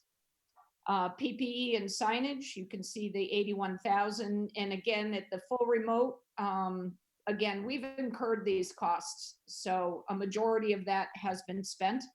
And this does include a projection out for the year. So this is not just the first 12 weeks. And then the HVAC potential. Is there anything as we go through, doing all our preventive maintenance as we talk about, which we do anyway. Is there anything that we'll find that is not working properly or is not able to open up to that 100% that we would need to incur some costs? Accelerated telework capacity, that's just really making sure we have mobile hotspots for any families in the community that may not have access to internet, and anything technology to really make sure families have full access to everything that we're trying to do with education, and so that families are comfortable in accessing the curriculum no matter what learning model they're in. So you can see the estimate for that is at 1.6 million. And you can see what that adds up to in the different models. And again, the remote is a little difficult. That would mean that we would have to be remote as of yesterday. So 100% remote for the year. If we go in and out, some of those costs will slide into that column. So the hybrid and in-person total costs are about the same. But then you can see down below the amount of funding that has been made available to Hopkinton. Whoops. No, so you know the grant funding really is to enable districts to move forward, open their buildings, bring the students in, and in our case, you'll see in future slides. What the community really wants is for kids to come back to school. And so these grants really are aimed at enabling us to incur the costs that are necessary to open our buildings and really get kids back in school. So we're very well funded in terms of all these costs. While they are significant, you can see that at this point in time, we're still below what is even available to us. And so one other thing that I would like to talk just a little bit on this slide about is we, have this line item here for training. And I know that, we talked a little bit tonight about how the teachers were asked in March to kind of just pivot on a dime and do something that they had never been asked to do before, which was remote instruction. And so I'd like for Mrs. Parson to talk a little bit about, the kind of professional learning that she has going on this summer, along with Mr. Ghosh, and then the kinds of professional learning that are slated for the first 10 days of school, if you would. Sure. Thank you, Dr. Kavanaugh. So a little ways back at the beginning of the summer, we sent out a survey to our faculty, one of many, asking who would be interested in learning more about kind of a flipped or blended classroom model, because that is an area where we just haven't had a lot of expertise or a lot of need to teach in that manner. And we've had pockets of teachers who've been familiar and many who have not been. And I was really thrilled to see approximately 70 of our teachers who expressed interest in doing some more work in this model. And that 70 teachers is actually different from another group of dozens and dozens of teachers who also signed on to do some curricular work this summer. And the traditional curricular work that was offered had a number of criteria that we put into place this summer that we had not prior to this summer done, which included thinking about your curriculum in kind of a remote or hybrid model, thinking about your curriculum through a culturally proficient lens. So we've got kind of two groups of people working, lots and lots of our teachers have given up their time this summer to prepare for the fall. The course that Mr. Ghosh and I are co-teaching with about 70 faculty members is called Modern Classroom Essentials. And we've taken it from an online course that we discovered, and essentially it walks teachers through all of the ways that you can take your standard curriculum, what you've taught in the past, and how do you kind of think about that in terms of maximizing in-class time with students and really also maximizing out-of-class time with students on their, quote, remote days. And this gets into all kinds of things, such as how do you create a learning video for students? If we're asking our faculty not just to enrich or to keep students busy on the day when they're not in front of us, if we're asking our faculty, which is what we've been directed to do by the Commissioner of Education, we're asking them to move learning forward for our students. And how do they do that? And so there are a number of techniques and strategies that are being taught in this course that talk about how do you make a slide deck for students and how do you narrate that with your own voice, and how do you curate professionally designed videos that match the curriculum that you can push out for your students, and how do you kind of think about your curriculum and particular lessons in chunks, divided into kind of what do they do before they're in my presence, how do we maximize the time when we're all together as a learning community in person, and then how do we move learning forward when students are working independent of us. So that course is a number of hours that faculty members are spending together over the course of the summer, and we will be replicating some of that work through some professional development this fall as well. In terms of the 10 days that Dr. Kavanaugh referred to, I think all of us as administrators kind of at first glance thought, oh my goodness, 10 days, how do you fill all of that time? And earlier this week, we held what we would typically call our administrative retreat, but I would really more affectionately call it administrative working session. There wasn't really much retreating about it. But what we were able to do in kind of it's kind of a complex task when you think about 5 building principals, assistant principals, technology department, student services department. Each one of us kind of needs our little bite at that time. And I do think our administrative team worked really collaboratively and productively to start teasing out, what's actually going to fit in those 10 days. And we have all kinds of things in there, including some culturally proficient professional learning opportunities for our teachers, a consultant who is going to come in and talk with us about how do you kind of welcome students back who've been home for quite a while, and how do we kind of bridge that gap and help create learning communities for our students. We'll have training for our L staff, our special education faculty members, and so on, and growing our learning capacity, especially in terms of that hybrid model. So I would say at this point in time, we have a lot already on the docket. Oh, and the other big thing I should have mentioned is the learning management system, Schoology. And the nice thing with that is I've already seen our principals rolling that out with their teachers and teacher leaders. So for example, I was able to attend part of the high school meeting today with some of our subject matter leaders, and Mr. Bishop ran that using our new learning management system as a really nice way to model what that's going to look like for our faculty. So quite a bit of this funding has gone to as Mrs. Rothermick talked about, quite a bit of it has gone to help us bring some of that training and professional work to our teachers. And overall, I've been very impressed with the knowledge and the willingness to take on this new pedagogy on the part of the Hopkinton Public Schools teachers.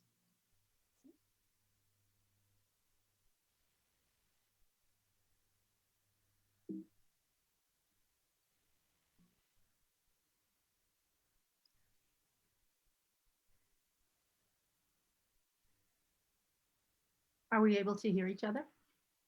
I can hear you now. Oh, okay, great. Are you all set, Jen? Yes, thank you. All right, well, thank you for sharing that. That's really important. I'm glad that you were able to share that. So coming back to some of the other concerns I know that people have about reentry, I did want to share some of the data that has come out from the Massachusetts Department of Public Health.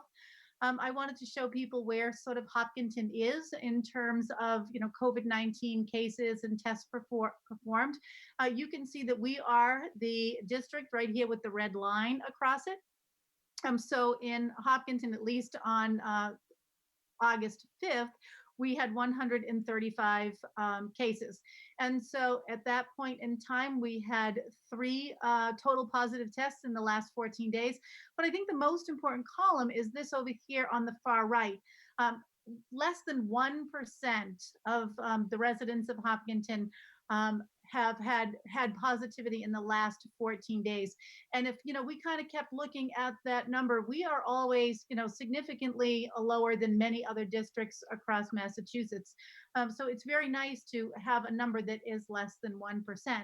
So where does that number place us If we are looking at the DESI model, and I know people have asked me about this as well, you will see on the next slide that we are actually in the unshaded category, which means, according to the Commissioner of Education, that we should be able to do full-time in-person or hybrid instruction if there are extenuating circumstances. And I would argue that the extenuating circumstances really are 6 feet of social distancing at lunch, transportation, those kinds of pieces. So as we look at the next 2 slides, you can see that according to the Department of Public Health, you can see that we are in the less than 1% category. And according to the commissioner, you can see that we are in the white right here on that map. So the maps are actually very helpful, I think, in helping us to understand where Hopkinton is at almost any given time.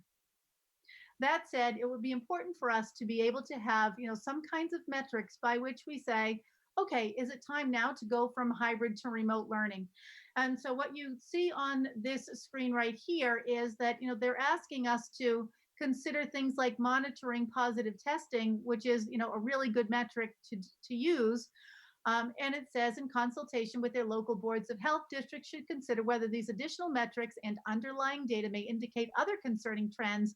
DESI will provide additional guidance on example scenarios regarding other metrics for districts to review. And when we're talking about some of those other metrics, we have to think not just about numbers of positive cases in, on a single day, for example. We have to look at that over a significant length of time. So what does it look like in a week, or what does it look like in 2 weeks' time? And then we have to think of that data situationally. So if there are 3 new cases, are they cases that are happening in 3 different households, for example, which may mean then that will spread throughout that household, if we don't have the appropriate isolation going on in that household? Or is it, 3 people who are living in, an elder care facility that, probably wouldn't be bringing that virus into the public schools? So those are the things that we will be working on with the commissioner, and I will absolutely stay abreast of that with Sean McAuliffe, who is the Department of Public Health director. The current numbers in Hopkinton, this was as of yesterday, there were 136 cases overall. In that time since March 10th, or when we left school, I suppose, there were 3 of those people were under age 18. I think 1 was under 12 and 2 were between the ages of 13 and 18. 2 of those cases as of yesterday were active. 121 people had recovered, and there were 13 deaths. And those deaths were typically with people who are in an elderly facility or people who were elders with an underlying health condition. So now we came to the part of selecting a model, and I wanted to show you some of the results of the families' responses. You'll remember that we had asked families to respond no later than August 3rd. And I know people said, why August 3rd? Why are you asking me to respond, so quickly? But I think what we've heard in the last couple of days is that now that we are looking at the families' responses, and I kept saying, we need this to see what staffing looks like. So I think I was really upfront about the fact that you may get a Hopkinton Public School teacher, you may not get a Hopkinton Public School teacher. So I'd like to really address that as well right here. One of the things that has happened, today is we were able to meet with the middle school administration. And the big question then becomes, so if there are teachers, say, for example, in Hopkinton Middle School, who are qualifying for an accommodation under ADA, will those people be able to teach remotely? And so what we tried to do is to pair up the number of teachers who need remote instruction with the number of students. And at this point in time, and the middle school is the only school that we have done this with, but at this point in time, for those people who are qualifying for accommodations, at this time, we are able to find a remote instruction position for every one of them. So, that's really, that's a great thing. The other thing that has happened recently, and, we had a meeting with the association, and they expressed, great concern about, will there be any form of childcare? So today I've also been able to reach out to a childcare provider, and we are optimistic that we will be able to engage in some kind of negotiations with them so that we will be able to provide childcare for Hopkinton Public School teachers exclusively in one of our Hopkinton Public School sites. Now, there's more to come on that, but I did want to bring that up at this meeting just so that people knew that the district is working really hard to make those accommodations for, teachers or provisions for teachers, because we do want your children to have Hopkinton Public School teachers.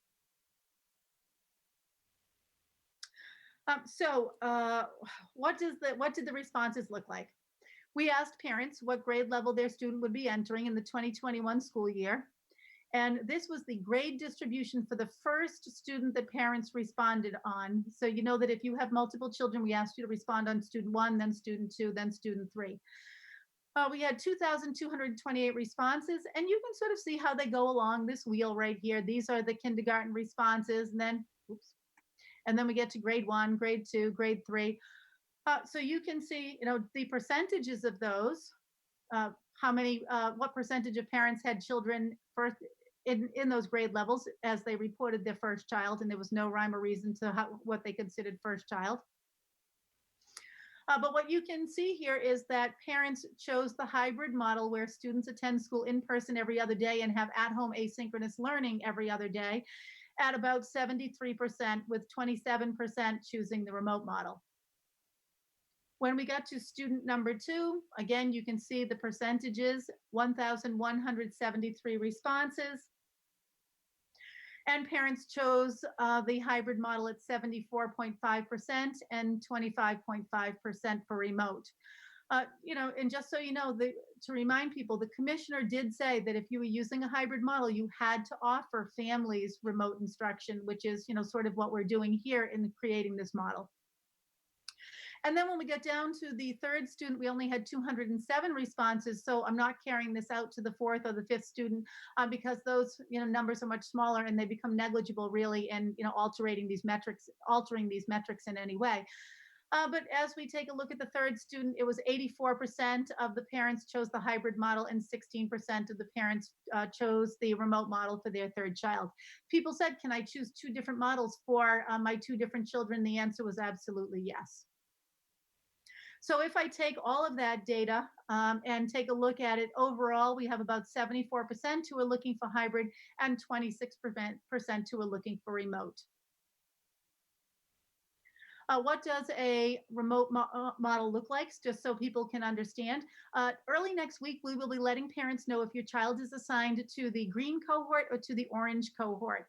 So if you just take a look at this on Monday, Wednesday, and Friday, the green cohort in week 1 would be coming to school and would have at-home learning on Tuesday and Thursday. And in week 2, on Monday, Wednesday, and Friday, the orange group would have in-school learning, and on Tuesday and Thursday in the first week, they'd have in-person learning, and on Tuesday and Thursday in the first week, they would have at home. I don't even know what I'm saying anymore, but it's altering, sorry.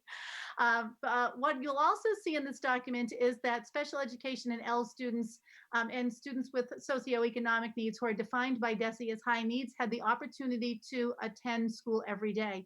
A survey went out to those families, and those families are able to send their children if they choose to do that.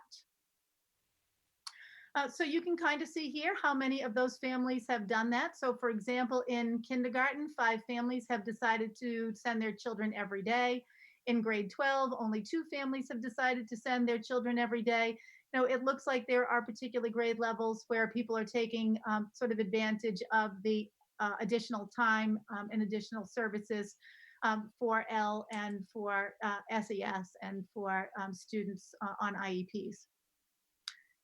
You can take a look to see how many kids have decided to go hybrid at each grade level and how many kids have decided to go fully remote. What you are seeing here in the fully remote category in grades 9, 10, 11, and 12 are exceedingly low numbers. And what that is telling us is that Hopkinton High School families were really opting to send their children back to school.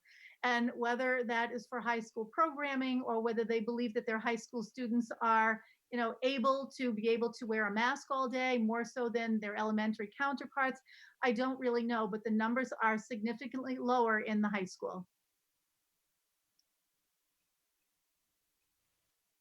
All right, I will just ask Mrs. Rothermick to talk a little bit about transportation, since that is really her department. Thank you. So as you can imagine, the bus routes have been ever changing. So you can see from this, which was also part of that learning model survey that was sent out to families with that August 3rd deadline, was whether or not you would require transportation for your child. One of the things, in order for us to accomplish the ratios on the bus, would be that cooperation with families, and that if there were alternative ways of your student getting to school, whether it be walking or biking or parent transportation, would you be willing to do that? So the survey results for this showed that 67% actually have opted out of transportation. So that's where we are with our numbers. So with those numbers, we've actually been able to get our ridership down to very manageable levels. And I believe you'll see that in the next slides. So you can see with the hybrid, and for the students who have chosen that they still indeed do need transportation, it's 1,100 families. But the families that have opted out of transportation is 1,500. So the question that we have talked about several times in the reentry committee and several of these presentations is what happens with traffic. So bear in mind that only 50% of the kids, first of all, you have the students who have opted out as fully remote. And that percentage will not be on the road. And then of that remaining percentage, only 50% will be coming on each day. So while it looks like the numbers are high, we keep reducing those numbers by the fractions and where people are and which learning model they have chosen. So further down our plan for transportation in terms of safety, all the windows will be kept open, similar to the buildings, to increase that fresh air circulation. Students will wear both a mask and a face shield. They will have assigned seating, so that will help with the contact tracing, but also it is one student in a seat. Families can sit together, but other than that, it's one student in a seat. We are looking for those staff, bus monitors. We will try to get them on board. But keep in mind that some of our bus loads, we could potentially only have 10 kids on a bus. So it's very different than somebody trying to manage the 50 kids that are on a bus and trying to keep them in line and keeping their masks on.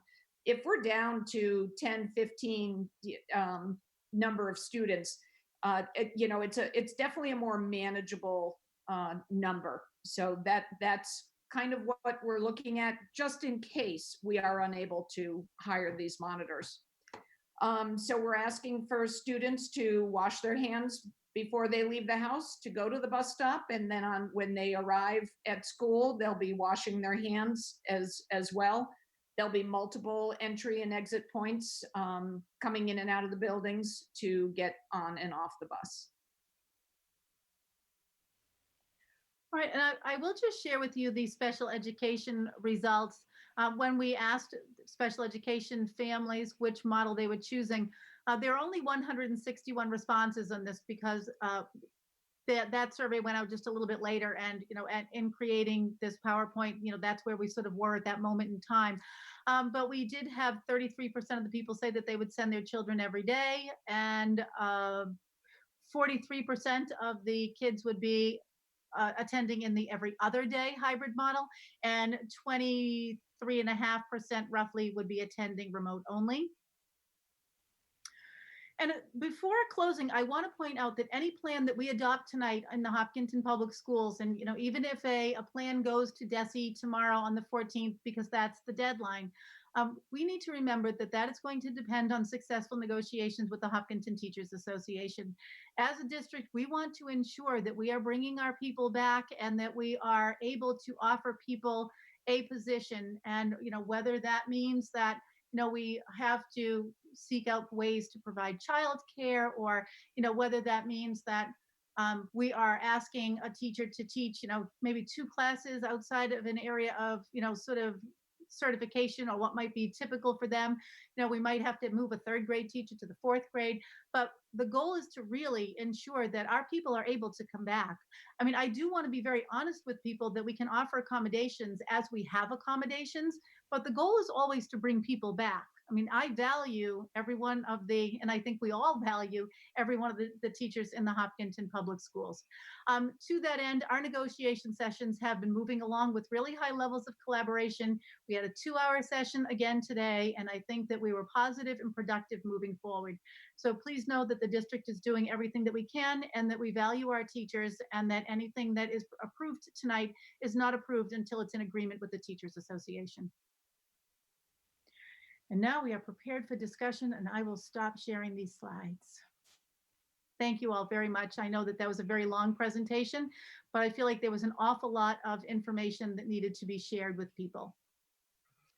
Yes, thank you to all 3 of you for that. I've spent a lot of time watching other districts' meetings on this, and the information that they had to work with, and it really pales in comparison to the detail that you've been able to provide us. I'm just so grateful for not only the financial picture, which is sort of a piece of the puzzle that we actually I haven't seen cropping up a lot in our neighboring districts yet, but to be, on top of the financial picture, to be able to show us the way families have opted for remote and hybrid, to be able to show us how the transportation is shaking out. This is all so valuable, and I really thank you for taking the time when you're so busy to put this together for us. So I just want to give a process, check here with folks. I just want to remind you that we have 2 important votes tonight. One is a fairly simple vote of the school committee endorsing the 3 plans that the district has to submit to DESE. And just to reiterate what Dr. Kavanaugh said, it's 3 plans and not 1, because we need to be prepared to shift as conditions change. We all know this, we're sort of on a quicksand. Things are moving both positive and negative, and if conditions merit, we need to be able to shift, and that's the planning that the district has done. So I'm just going to hold this up. This document, for anyone at home, it's available on the district website, has been out for some time, is, as far as I know, Dr. Kavanaugh, the plan, correct, that we are voting on tonight? Correct, yes. Yeah. So just a preliminary question from me. Did you receive any feedback from the commissioner on the draft plan that you submitted for the original date? I did not, no, and I believe that we were only going to hear if there were, if there was something in that plan that you needed to remedy.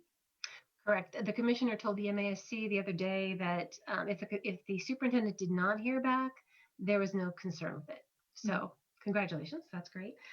So with that sort of preliminary information, I would like to address the 3 plans first. The second vote is how we want to open the school year, which model we want to put in place. Let's hold that. So let me just entertain discussion first on any questions, concerns, or discussion on the design of the 3 plans.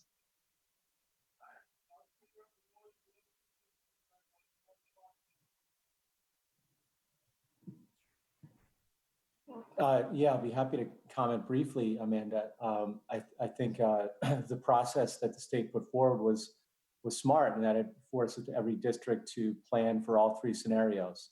And it looks like our district, based on review of that report, did a pretty thorough job. So thanks to the entry advisory group and everybody who was involved in that.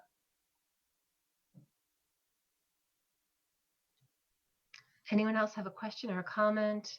An I edit? just wanted to make a little comment. I was looking back at the initial guidance that DESE gave us for reopening school this fall, and it says that their guidance is prioritizing getting our students back to school in person safely, following a comprehensive set of health and safety requirements.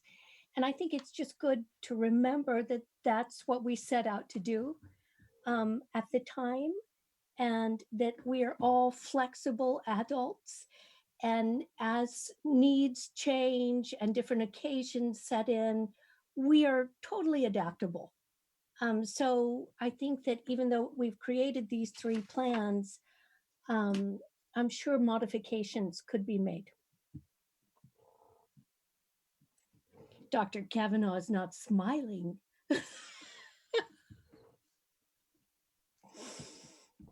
Did you have any questions or specific concerns, Meg? No, I've been privy to a lot of the conversations, and I've been so impressed by the detail-oriented work that people have done, and I'm continually impressed by the amount of knowledge the administration has gained about HVAC. Okay. Anyone else have a question or a comment on the 3 models? Not which model, just the 3 designs. I just want to say I think it's incredibly impressive that with, a large group of people, first of all, reentry committee, over 30 people, somehow got together for a month and managed to put together, to coordinate well enough, because 35 people is a lot to coordinate well enough, and to meet enough to come up with 3 different plans. To me, that seems unfathomable. Like, I could not imagine. I used to train, and I could not imagine sitting down in a month and coming up with not just one curriculum plan, but 3. So I do think that deserves a lot of praise. I have looked over it several times. I think it works perfectly well for what we need in terms of turning in the 3 plans.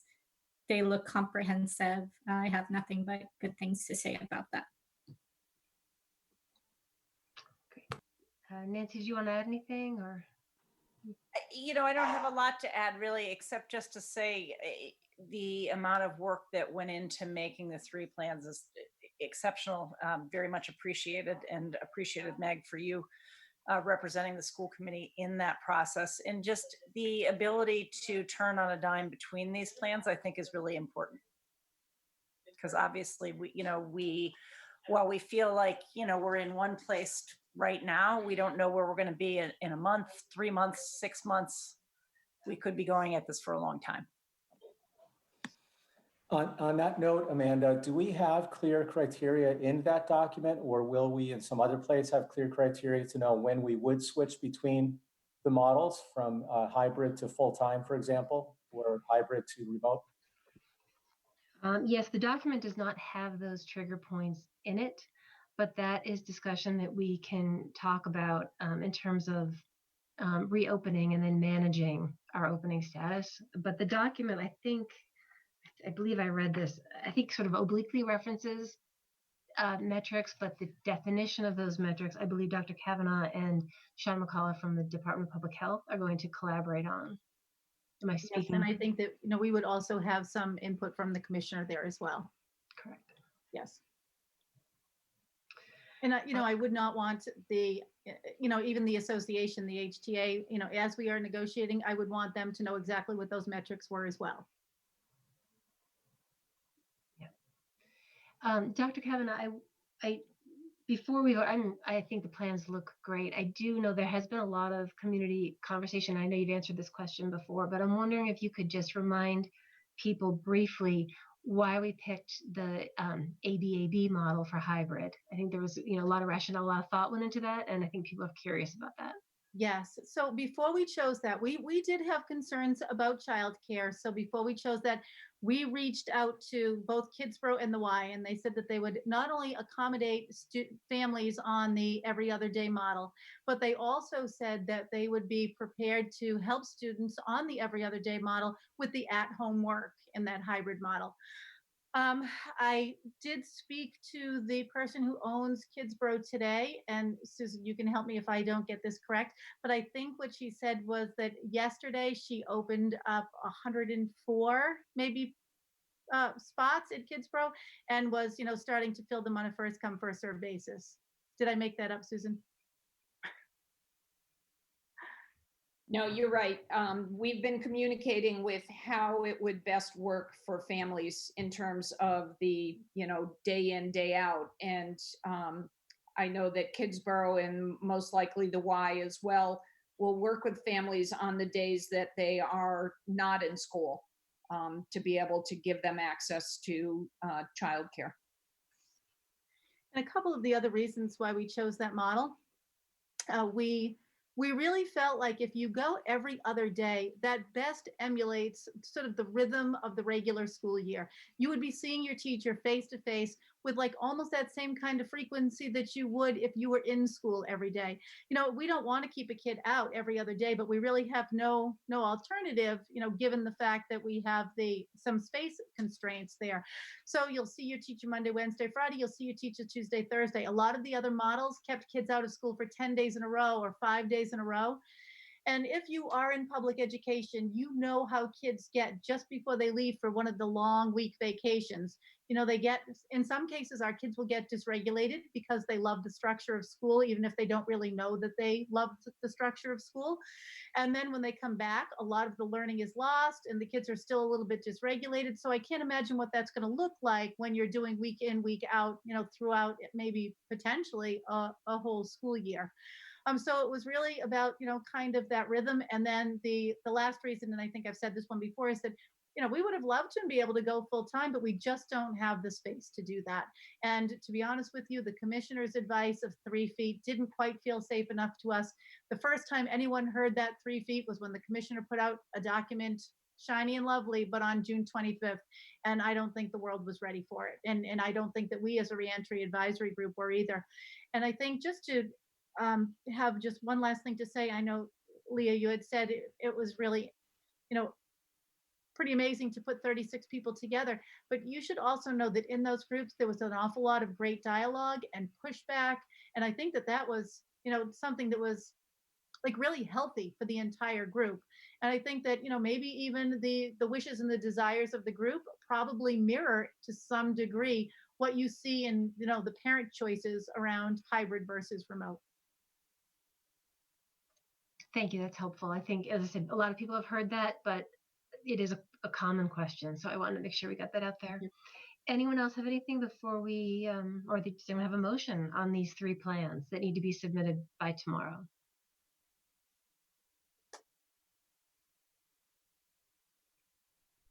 I will make a motion to accept these 3 plans as ones that we will submit tomorrow. Is that sufficient, Dr. Kavanaugh? I think that's fine. Okay, motion by Meg, second. Yes. Second by Nancy. I'll take a roll call vote to accept the plans and submit them to Desi as written. Joe? Aye. Nancy? Yes. Leah? Yes. And Meg? Aye. And I'm an aye, so that's unanimous. And thank you for all the work. You know, we're way behind. I could go on forever with my thank yous. So I'm just going to move along, but I mean, just so grateful to all the work that everyone has put in and the community that has provided feedback to tweak the design as well. Okay, that said, we are now moving on to our next set of considerations, and that is which of the models that have been designed do we want to vote to use for the start of the 2020-2021 school year. And I will, at this point, invite members to share their thoughts on which model what their thoughts are on the models, what questions you may have, what things you're still maybe wrestling with, if you want some dialogue among the committee. For those in the public, school committee members are bound by open meeting law. So we have done a tremendous amount of work individually to prepare for this vote tonight, but we are not able to speak as a group of 5 outside of this meeting. So although we are behind schedule, I do need to allow adequate time for school committee members to have any deliberation or discussion that we think necessary for such an important vote. So I would open it up to anybody who would like to begin. I actually, I want to start by saying that I think the way the hybrid model has been set up has been very thoughtful.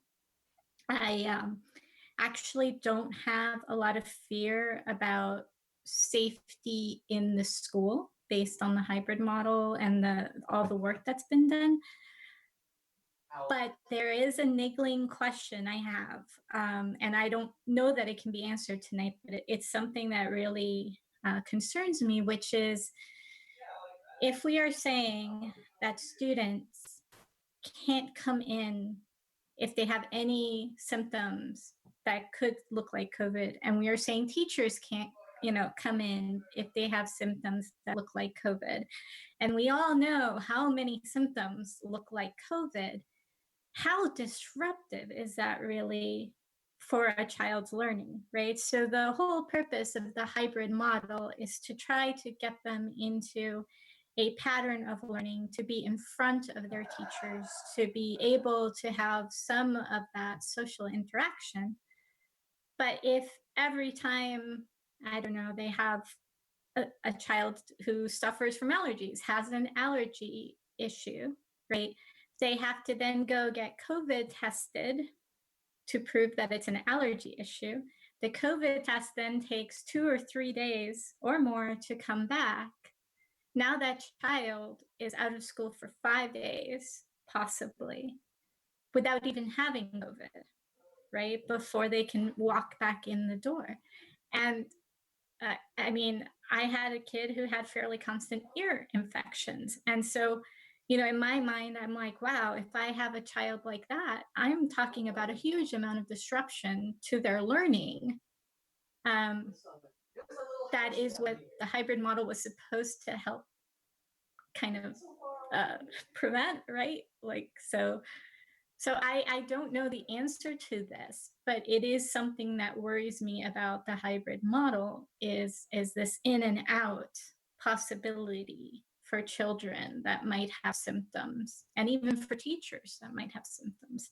That's my one concern. It's not about whether they'll catch it in the school, because I think the safety precautions are amazing in the school. It's just that one piece.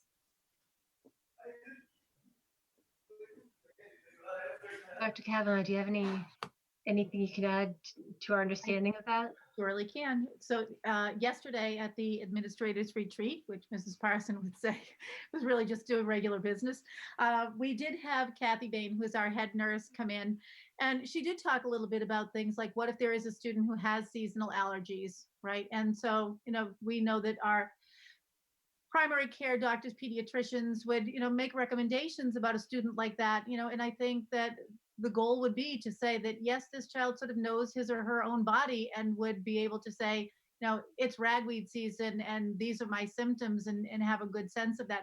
The other thing that we talk about with COVID symptoms is, so you could have a little bit of a sniffle, but do you have some other maybe symptom that would make you, are you like really tired and weary and those kinds of things? Or so we are going to ask people to keep their kids home if they are unwell, but we also have to remember that there will be some students who are seasonal allergy kids, and we'll work with the medical professionals on that for sure.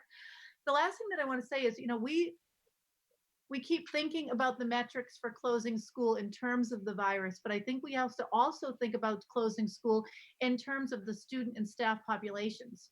In the event that we are operating at 50% of the people that we thought should be in school that day, or 50% of the teachers, we really will be moving to a remote teaching model at that point, teaching and learning model, because we can't keep our doors open if we don't have students and teachers in our buildings. I'm really glad to hear you say that the metrics will incorporate sort of an administrator judgment on, the effectiveness because of staffing and attendance and whatnot. So that's good to hear. Yeah, that's actually extremely helpful. And I'm also grateful to hear that there will be talking with professionals about children who have things like allergies and such, about how to keep them in school. So that's really nice. Thank you. Do you have anything else for this right now, Leah, or is that good for now? That's good for the moment. Thank you. Anybody else? Yeah, I'll jump in, Amanda, thanks. And thanks for formatting it this way. I guess I'll start on one of the ends of the spectrum. As Meg pointed out at the beginning of this, the whole objective was to ensure a way for students to return to school. And as I look at all the things we're doing, and as I look at Ms. Rothermith's presentation about all the investments that we've made, which really are investments made to ensure a full return to school, we've invested that way. We have lots of precautions in place. So I hear, of course, we value teachers. Of course, we value students. Everyone is a stakeholder here. I feel that there probably are few communities in Massachusetts, if not the nation, more prepared for a full return to school than Hopkinton. With the precautions in place, we have 6 feet, not the recommended 3 feet of social distance. We have face masks, shields. We've reconfigured furniture. We have plexiglass barriers. We have bus checks. We have nightly cleaning of every classroom. We have checks of students for runny nose, the runny nose police, I guess, as they enter school.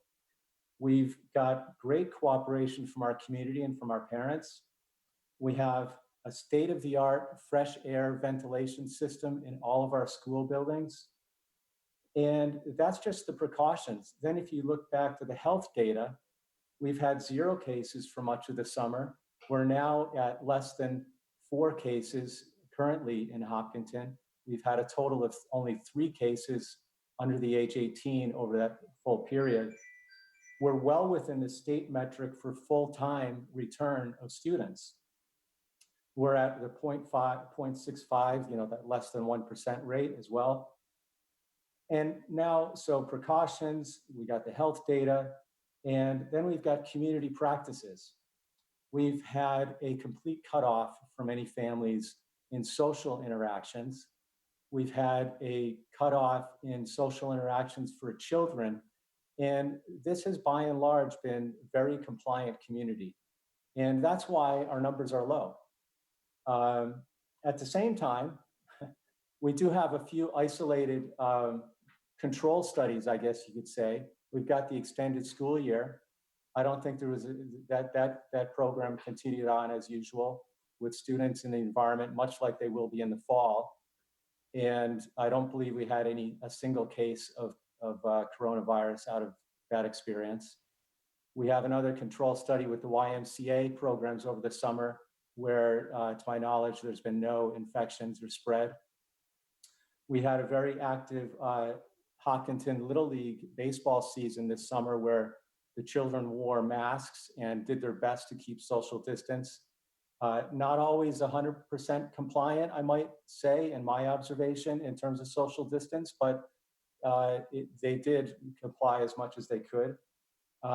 Babe Ruth baseball also performed along with one of the nearby towns in that league.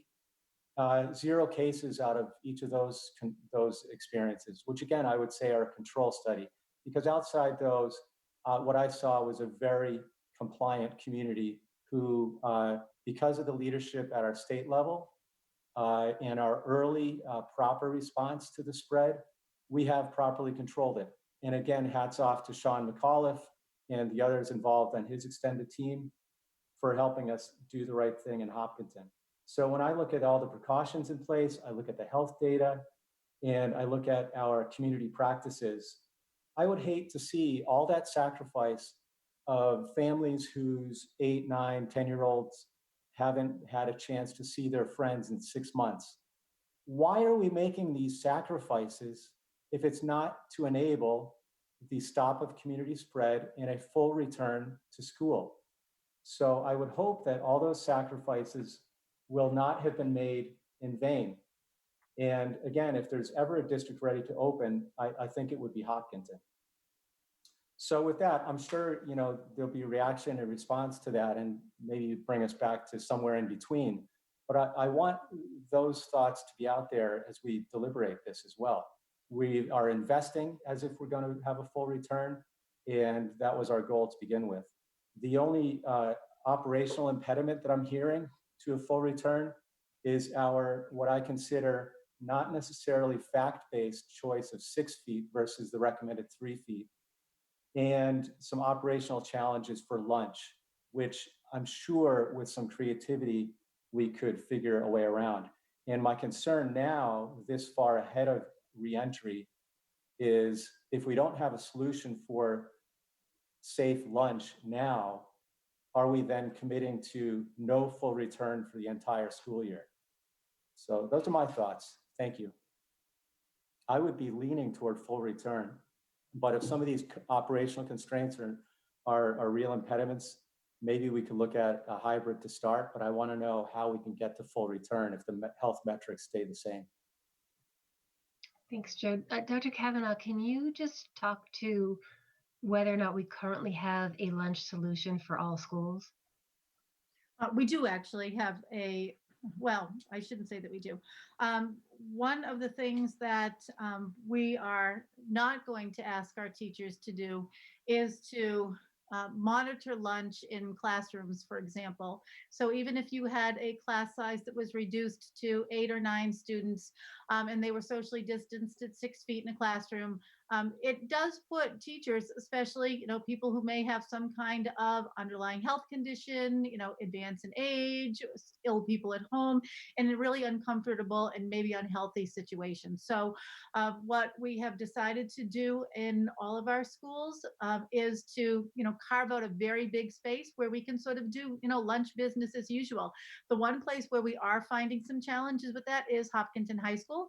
So, I have a call tomorrow morning with Mr. Bishop at 8 a.m. and I'm hoping that we can, find something like the athletic center or the cafeteria where we can spread people out and ensure that we have people to monitor students at lunch. So the monitoring piece is also kind of important there.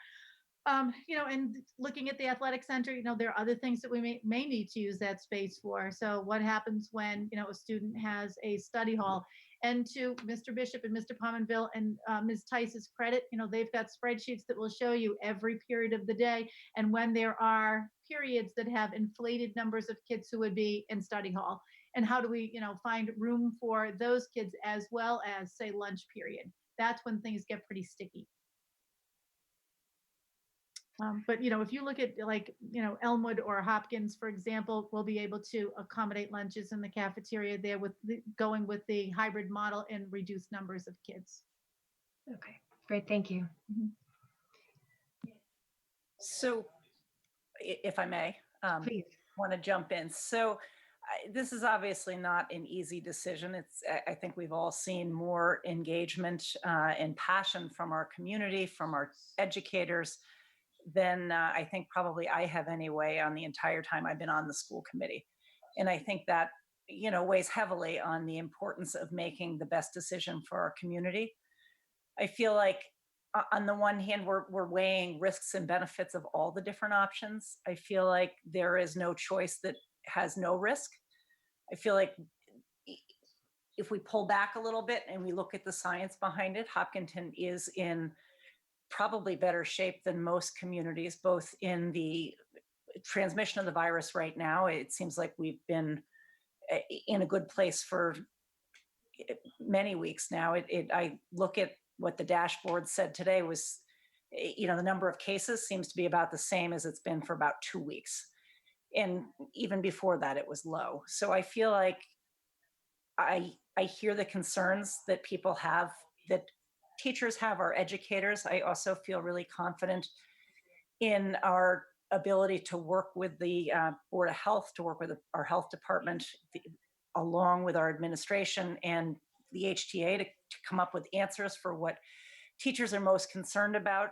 I feel like if we are not able to open our doors now under the circumstances that we have currently, with all the safeguards that we have in place, it feels like it could be more than a year before we're able to, maybe 2. I don't know how, none of us knows the trajectory here, but we're in a really good, solid place. And I worry that the risk to our most vulnerable students, some of them, the risks are real. They may not get back the time that they've had out of the classroom if it continues this way. And I know, I am so thankful for all that the district and all of our teachers did in the spring. I just think for some students, and not just our kids who are on IEPs and 504s and students, but there are many students who have had emerging mental health issues that have not done as well under the circumstances of being quarantined. And I worry about what this could potentially mean for them. So I feel like if we look at the science and we look at the numbers and we look at our ability to safeguard people, I feel confident in our ability to move forward with a hybrid model.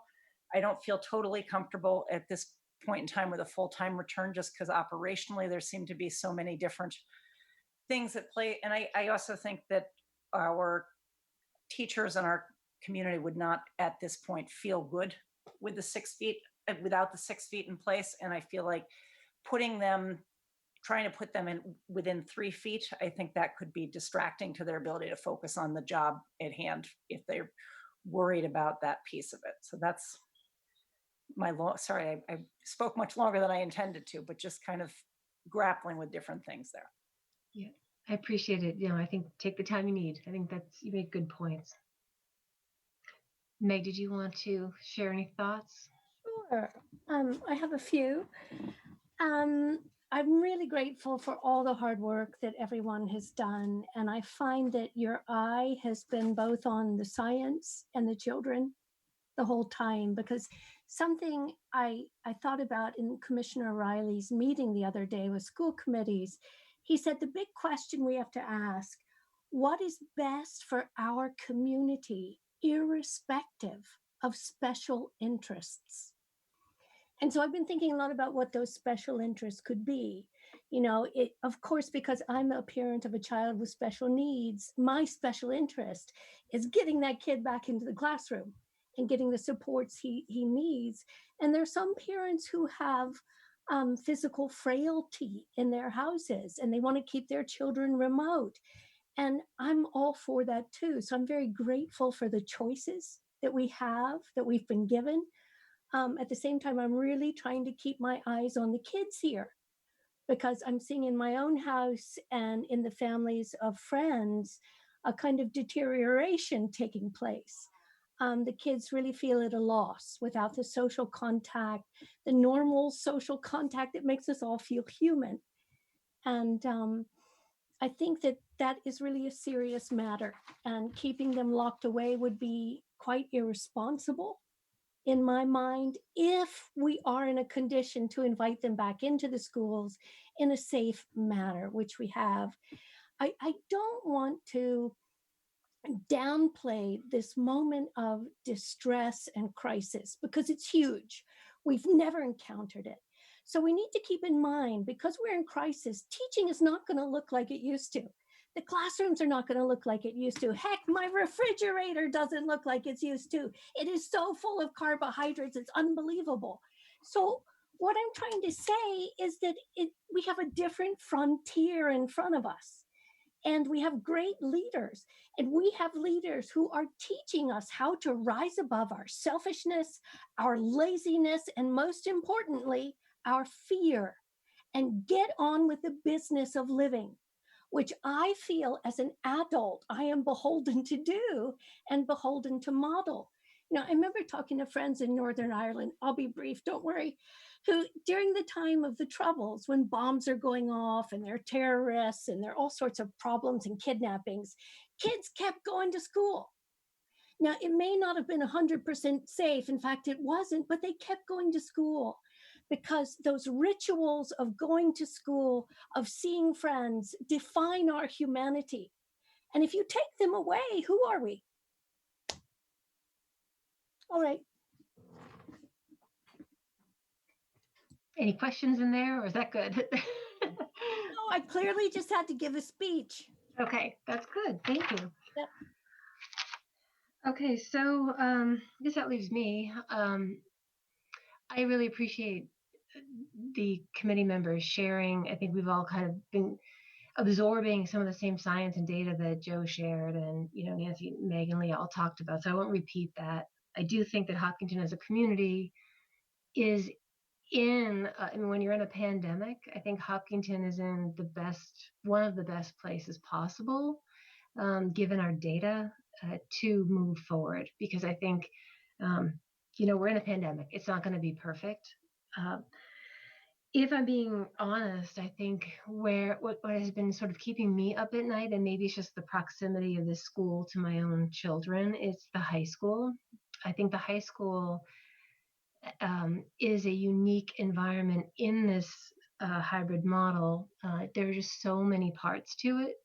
And not only are there all the scheduling parts that Dr. Kavanaugh talked about, but there's also a lot of human behavior at the high school that is unique to that age category. So, we see the low numbers of transportation requirements because kids are driving, and seniors will have senior privileges. Senior privileges typically mean the kid and his friends, let's hop in the car and go to Chick-fil-A. Or, senior privileges are when seniors leave the campus. And I think they leave the campus in part because they can, and it's a rite of passage in managing your time and preparing for college and all those sorts of things. But also because the school does not have endless space to keep kids in study halls in the campus, and especially keep them spaced out. So, as I think about the high school and I think about, just what goes through a high school student's day, we are going to be challenged, all of us as parents, as students, as teachers, to adopt a pandemic mode of conduct, pandemic behavior, and find the things we can do that keep the entire community safe, and do those things and do them with precautions. Wear a mask, do what you got to do, but don't do the things that put the community at risk. And these are going to be challenging decisions for our students to make when their heart is telling them, I want to hang out in the hallway, I want to hang out at the bus loop, I want to go to Chick-fil-A or Panera, in the same car with 3 other kids who also have study hall. These are challenging times. And so I do worry a little bit about that. I think that the administration is putting and has begun to put excellent procedures in place to manage a staggered dismissal of kids out of classes. Again, there's a lot of movement in the high school, and as far as I know, I think Mr. Bishop is doing a lot of work right now to minimize the pooling of kids as they get dismissed from one floor and head to a class, the next period class. And I think in general, as designed, I feel very good about the solution. I just have a little hesitation about the behavior of the individuals, just because I know what my kids were doing. But I also know how desperate the high school kids are to get back to see their friends. And I think if we have the conversations at home with our kids, and if we constantly reinforce the things that we can do, I think it can help our kids stay in a pandemic mode. And I think that's going to be a key to success for the high school. So the other things aside from behavior for me are testing turnaround times. And I think that the Board of Health is working on finding testing sites that they can direct us to with quick turnaround. And I feel fairly confident with the energy that the Board of Health is putting into that. And, I'm a little optimistic about anything coming down from DESE next week. I think that we will have some testing solutions. It will be terrible if we have tests that take a week or 2 weeks to turn around. I don't think Massachusetts is really there, and I don't think Hopkinton is there, but that is a consideration. And contact tracing. And I'm encouraged because our nurses are well trained in contact tracing from having worked during the shutdown with the Department of Public Health. So we are in a good position to understand what that's all about. I'm excited to hear Susan about the cards that will help with the contact tracing on the buses. These things are all going to be helpful. So, I'm good with hybrid. Again, I just feel a little hesitation about the high school. And, we have some unknown high school factors to come. Athletics is one of them. I know the MIA hasn't said anything yet. It's going to be interesting to see if students do move ahead with athletics. And I'm the parent of athletes and I'm a big fan of athletics, but if they move ahead, it's just another element of, exposure that, if our kids are then leaving the school to go play a contact sport, I'm kind of hoping that doesn't happen. I'm kind of hoping that we prioritize social, emotional, and academics right now. That's me personally, even though I'm an athlete, my boys are athletes, but I think that's important. It's going to be a little bit tricky to factor in all of that. But so it's just sort of just sharing what's on my mind, no, but I so value the professionals that we have working in Hopkinton. And if, when I feel like I want to second guess part of the plan or the effectiveness of the education that the kids will get, as Leah pointed out, there could be some disruption. When I start to kind of lose sleep over that, I am comforted knowing the administrators and Dr. Kavanaugh that they're going to be way ahead of me on pulling back from a model that's not working. Like, I know that if for some reason there's so much disruption because of quarantining and whatnot, the administrators will be ahead of me in taking care of the kids and changing the model if necessary. So, I think we're in a pretty good place. Yeah, I guess there's one more thing I would like to point out, and that is, Amanda, you just so beautifully articulated all of those little details that are, so important to kids and to families and to athletics and just movement around the building. But there are a lot of those little details that are important to our teachers too. And, I don't want to sort of lose sight of them in all of this. So, kind of kudos also to the HTA for, their patience in all of this and their willingness to dialogue. That's been really important. So thank you to them. Yes. I'll also just add that we did that simulation, and I know it was just a simulation, but we sat in that classroom and I felt like, of all the places where I go, I felt very, very comfortable in the classroom. I really don't lose any sleep at all about the safety in the classroom personally. I feel like we have gone to great lengths to provide safe learning environments. Again, for me, it's more just like at the high school, that passing time or the movement in and out of campus that kind of is unique to the high school that makes me a little hesitant. But the classrooms, and as I think about the elementary grades, being in a classroom with a teacher, to me, I think that's going to feel very safe when that is actually happening. Yeah. Amanda, go ahead, Nancy. I'll go after you. So I was just going to say on the Hopkinton Hangout hour today, which featured both Casey and Sean from our health department, they did actually address the passing in the hallways in indicating that because first, the students being masked, and second, the brevity of the interaction, it would not be considered there's a technical name for it, but a high contact. They did not seem so concerned with that piece of it. And I do think that Mr. Bishop has reduced the passing time in the schedule from the 15 minutes, which, technically if they hang out in the hall for the whole 15 minutes, it could be more closer to that exposure time, to 10 minutes. So I feel like, kids are going to be moved along to their classrooms, which is good to know. So now that I've heard everything, I wanted to address it from the other end, from the person who's super cautious and would prefer school be fully remote, because I am that person for sure. I'm being very carefully listening to everything that's going on. I see how the hybrid model works, etc. But I'm also a person who, during the senior graduation parade, sat in my car very concerned because groups of seniors were all congregating without masks, and because parents were walking up and down the rows of cars without masks. And I loved the parade, but that part of it, the lack of enforcement of the separation of space, concerned me, right? In the actual graduation that just occurred on Sunday morning, I watched seniors get told to step and stand in particular tape. And I watched that not happen.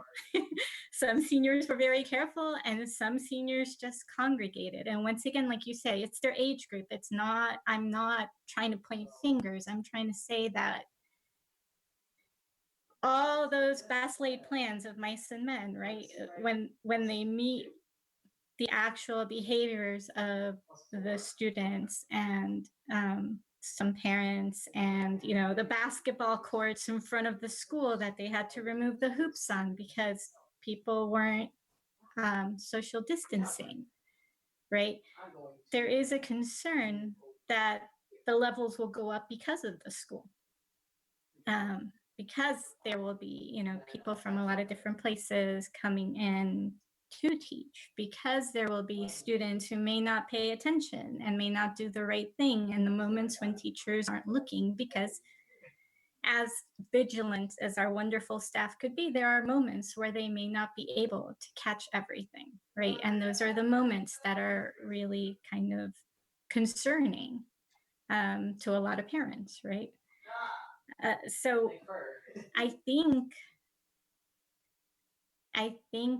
having the hybrid model with people who can do remote is possibly the best compromise I can think of for that, because I know plenty of parents who are very concerned, who have kept their distance as much as possible from other families, who have, given up a lot, like you said, to ensure that this illness doesn't spread through the community, and who are nervous about all those places where things like that can happen and the spread can start to occur. And they've seen it happen in other schools, though I have cautioned people that a lot of those schools don't have anywhere near the same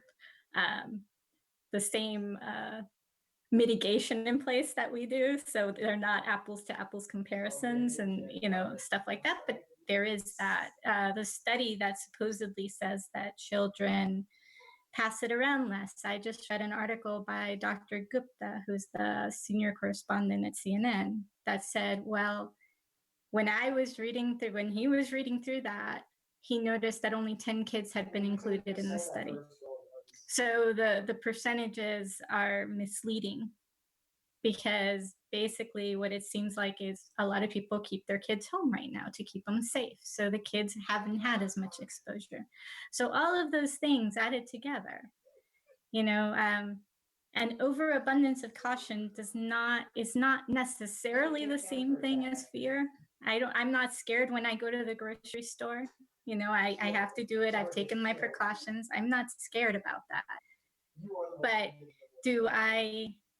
would I want my child to be the one kid in that school to get COVID and end up with the inflammatory disease, right? Or would I want my child to be the one kid in that school who gets COVID and then, my husband or whoever gets it from them? Like that is a very real concern, right? Because the percentages, each percentage person is a kid, right? So whether you say 0.05% of kids or not, every one of those is a child who belongs to someone who that parent then has to see their child sick, right? So I guess this is just to say that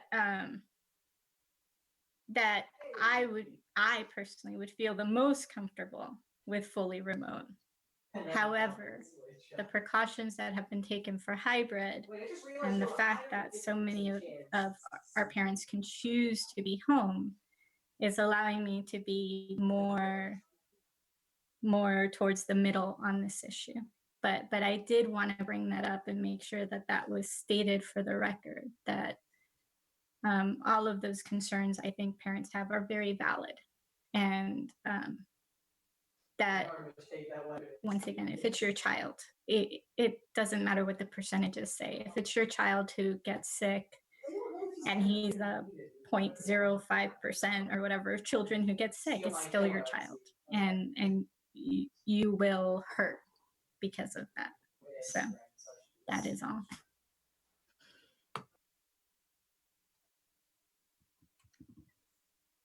Okay.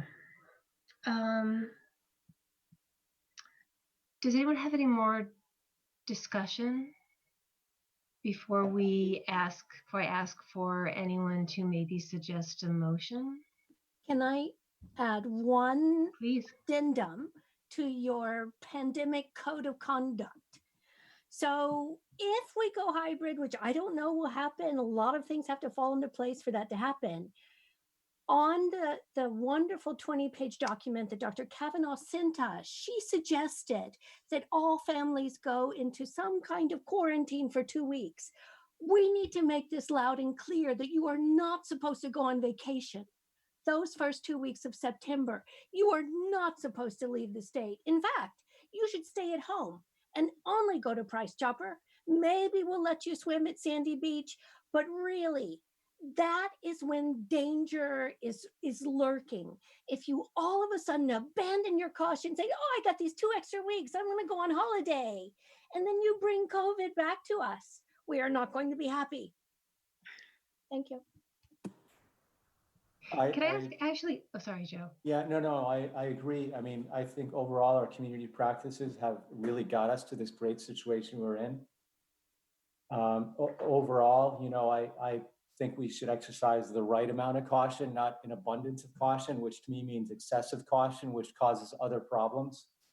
But my main concern, even if we're voting on the hybrid, would be, can we get clear metrics on flipping to full-time? For example, if we continue to stay in this less than 5 case in the past 2-week rolling period through the first 4 weeks of school, and I know Dr. Cowan outlined there could be other operational criteria too, but anything I would say that would support the hybrid, if that's where we're headed as a committee, would require, I think, that we have some guarantee or guidance on. I know we're in a period of ambiguity, there are no guarantees, but I think we owe it to our community to have criteria as soon as possible on when will we know we've hit the criteria to go full time. Because I don't want the vote tonight to be for the 2021 school year, either overtly or by kind of default, that we have to vote again to go back full time. I want this to be a vote where we vote to enter the school year one way, with criteria that's fully built out by a certain date, so we know when we're ready to go full time or remote. Dr. Kavanaugh, did you want to talk about metrics? Surely. And so, you know, I absolutely understand where you're coming from on that, Joe, and respect it. And certainly, you know, the commissioner will tell us that we need to be prepared to sort of pivot on a dime. And given all of the metrics that we have, there probably could have been that sort of safe entry into the Hopkinton Public Schools. But one of the medical professionals in the reentry advisory group had said that in her hospital, you know, the places where people were getting COVID weren't from working directly with patients when they were fully outfitted with PPE, and the percentage in that setting, you know, and this is a Worcester hospital that had plenty of COVID patients in it, was, you know, very, very low, the transmission from, you know, patient to doctor. And I don't even know that we saw transmission from patient to doctor when they were fully PPE'd. But what she did say was the big problem was that people, doctors and nurses, would go into a lunchroom, and when they took all the PPE off and sat and ate and chit-chatted, the viral load in that room would get to be such that, you know, they were transmitting the virus from one of them to another. She said that's where they started to have problems. So I've probably gone a very long way to say that until that 6 feet for eating is relaxed, we will probably be in a hybrid model, because I don't know how we would either space kids out given our physical plants, or be able to, you know, monitor kids in loads and loads and loads of different spaces to make that eating possible. And not to throw a third layer on, but, you know, there's also the issue of food service. So if you have kids who are eating in 14 different classrooms, now someone's got to, you know, dash off to that classroom and serve lunch, you know, probably cold lunch at this point in time. It's cold lunch in a pandemic, but to each one of those individual classrooms, cognizant of lunch, you know, food allergies and all of those other things too. So lunch is the huge obstacle to a lot of things in this equation. I don't want to be, you know, Debbie Downer about that, but you know, we've looked at lunch 100 ways. So is there hope for us? So this is an interesting vote for us and every other district because we're taking a vote with obviously imperfect information. In parallel, there are other things happening. There's negotiations with the teachers. There's our vote. There's information still coming from DESE, guidance on metrics and triggers and so forth. Would it be possible, because I think monitoring is a critical comfort, will give me comfort if I know that we know what we're monitoring. And so is it possible to build into our motion potentially some contingency on maintaining satisfactory school COVID metrics that are agreed upon by you and the Department of Public Health? Will they be in place before the start of the school year? Can we have a guarantee on that? They absolutely will be in place before the start of the school year. 100%. There's no doubt. No, I wouldn't ask kids and teachers to come back to school unless we had, and those are the kinds of details that I think we have to work out, not just with, kids and families, but teachers too. Like I would want people to know when we would be pivoting and what that would look like. And, there may not be perfect science about it, but there will certainly be a list of criteria and, benchmark data associated with it. And, how many of those conditions would need to be met to say that we're moving to full reentry, how many conditions would need to be met to say that we were moving to remote. And I think that that's absolutely fair. Thank you. Now, I just will share with the committee too that I had reached out to MASC for a little bit of guidance on what it is that school committees do after this vote, because we all know, as Commissioner Riley said, almost apologetically, wow, you have a lot of responsibility with this vote, So it is a lot of responsibility. They've put this responsibility in the lap of school committees to decide how to open the year. And then there was no guidance on what the school committee role is beyond that. So I did ask about, like say if this were NASA, we'd have a launch plan, but then right before launch, we'd check the weather. There might be another change kind of thing. And the guidance that I got back from Dorothy Presser at MASC, who's always a great resource, said, the school committee takes the vote based on the information that we have. And we can, as I mentioned, we can word the motion to build in any, conditions as necessary to feel comfortable with the unknowns that are kind of coming into focus around us. But we don't typically then vote again on the same thing unless there's a reason to reconsider. And what she had said was, aside from the superintendent, coming forward if conditions change, which of course Dr. Kavanaugh would, we also have the right to call a meeting and have a conversation about this if we perceive conditions to have changed and have not been alerted to it. So it's not that we're advocating any authority. We have a right to ask for discussion on this and a reconsideration, but really it's up to the superintendent and the Board of Health and the professionals who are monitoring what's happening in the schools to check these metrics and alert us as any of our early warning signals, which things like the percent positivity rate tends to be an early warning signal. If the early warning signals are starting to look scary, or if our cases in a given school are high, if we have multiple, Dr. Kavanaugh and her administration will come forward. We can also ask to have a meeting if we think it's important. So it's not that we're done. We continue the oversight responsibility, but we only really vote the one time. So can I just add on to that? Just the importance of what both you and Joe have said is really, and want to underscore it for the community, that even though we're taking a vote here, we're not voting on what's going to happen for the entire year, that the district will continue to look at the metrics even between now, if something changed drastically between now and the start of school. I might modify that a little, Nancy, to see if you agree. I would say if things don't change drastically, because right now we are in the category that the state says warrants a full return. So if we stay within that area of metric where we have less than 4 cases, could we go to a full return?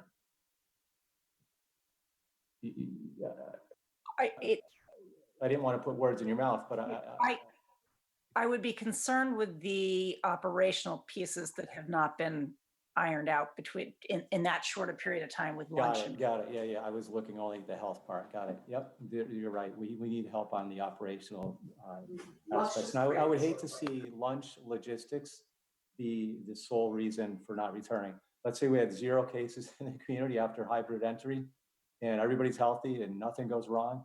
Yeah, we can't do it because we can't figure out lunch. Like, we need a solution for that. And I'm sure we can figure it out. Not me. Somebody can. It's called pizza delivery outside. I mean, just to add, that is the reason why I'm comfortable with the hybrid is because of the metrics, because I know that our health department, I know that Dr. Kavanaugh, I know that her staff, I know that everyone's going to be monitoring this very closely and ready to change if something happens. So that is the real reason for my comfort with the hybrid model is just all these checks and hopefully the very clear metrics that we will have soon about, percentage of kids who aren't in school, or like you said, the rate going up, et cetera, makes the hybrid option a very comfortable option for those of us who are more cautious, I think. I would be concerned with fully going back to school, but I think hybrid works okay with all these checks in place. I would add the other thing that makes me comfortable is the ability for people to make the choice that's right for their family if they don't feel comfortable having their child in school in any way. And the ability, I mean, I was really heartened to hear Carol say earlier that the first school they worked with was the middle school and they were able to make all those accommodation requests for teachers. I think that piece, the ability for people for whom this might not be the right option, that gives me a lot of faith in the plan to go forward. Dr. Kavanaugh, I wonder, one of the other pieces in motion around us is the policy piece. And there are I know that, again, we're going to take our vote while other things are coming into focus. But as we talk about policy, and I know the handbooks are policy for the middle school and high school, and I know there's discussion around a COVID sort of addendum that can address any COVID unique pieces that would sort of overlay, and then we could strip it off. I'm kind of wondering if we've had a conversation around including a behavioral compact for parents and students to sign. So when they're signing off on the new addendum, will we help explain some expectations? And I say help because I think, people often, I think, misinterpret some behaviors as people not caring. And I think this is a pandemic. None of us has ever been through this before. So I think people are often just trying to find their way and figure out what is safe, what is safer, and what is less safe, And I think, the Board of Health has some guidance. I think they're working on this. But if our code of conduct could at least put the minimum expectations of how we're hoping our students and families will observe pandemic behavior, both in school and on their own time. I mean, because it's 24 hours a day, and then every other day is remote learning. So obviously we can't tell people what to do, but we could suggest behaviors that will improve our success rate. And I think, honestly, most families would welcome the guidance and be able to refer to something that says, oh yeah, I signed off that we weren't going to have 6 people in my car without masks, going to, get ice cream or something. So I don't know if we can build in a code of like a compact like that. I know that we are signing, my sons are signing those for college. It's just kind of a statement of, this is sort of what we're expecting to have a healthy environment. But I guess I would encourage the policy working group to maybe take a look at that and see what's possible. Yeah, so, just to be clear, anything that is part of the handbook, when parents sign off on it annually. So they really are committing to, all of the behavioral expectations and then disciplinary consequences, as listed in those handbooks. So we can certainly get that to the committee. Naturally, we would reopened without a COVID section addendum to our handbooks, because everyone is talking about how important it is for our kids to behave in safe ways, whether it's the administration or the teachers or the parents, the kids themselves, they all have conversations. Paraprofessionals, we're all talking about the behavior of the kids. So that will certainly be a big piece of this. And I know we've just gone through a very long conversation about metrics, and I think as we even look at those and we outline them, what is that trajectory of the virus? What does it look like it's doing in the Hopkinton level, in contiguous towns, at the state level? What are the numbers of cases? Is there situationality around those cases? Like, is it really just happening at an elderly facility? Do we have just a lot of illness generally and very low attendance because people don't have COVID, but they're not well, so they can't come to school? Would there might be a change in DESE guidance? And if so, how would that impact a change in what we're doing? And then I even think the contact tracing that the DPH is going to do.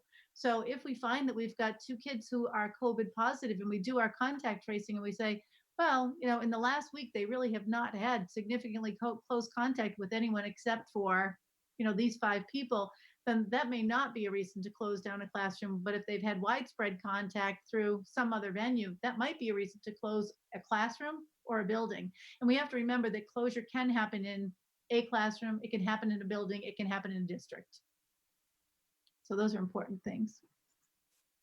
And I also like to harken like way back to March 10th when, I was very proud of our district taking the initiative ahead of many, before there was guidance, before people knew what was happening. I mean, I think I have a lot of faith in the district to keep people safe, because we quickly responded to a concern in March. And then right on the heels of our response came the state response later. But clearly it was the right decision at the time, as difficult as it was. So again, I have a lot of faith in the administration. Would anyone like to make any kind of a motion? Yes, I would. Okay, let's hear it, Meg. I would like to. All right, let me say, I've asked Nancy to kind of keep track of the wording so that we can make sure we get this right. Go ahead. I would like to make a motion to adopt the hybrid model with the remote elective. Is that the correct phrasing? We usually call it the elected remote model, or you could say remote election, whichever.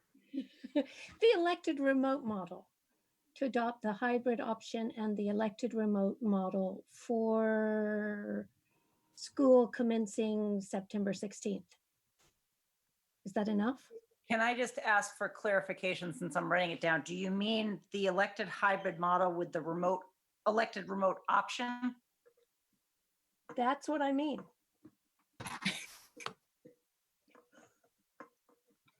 In that case, I would like to second that.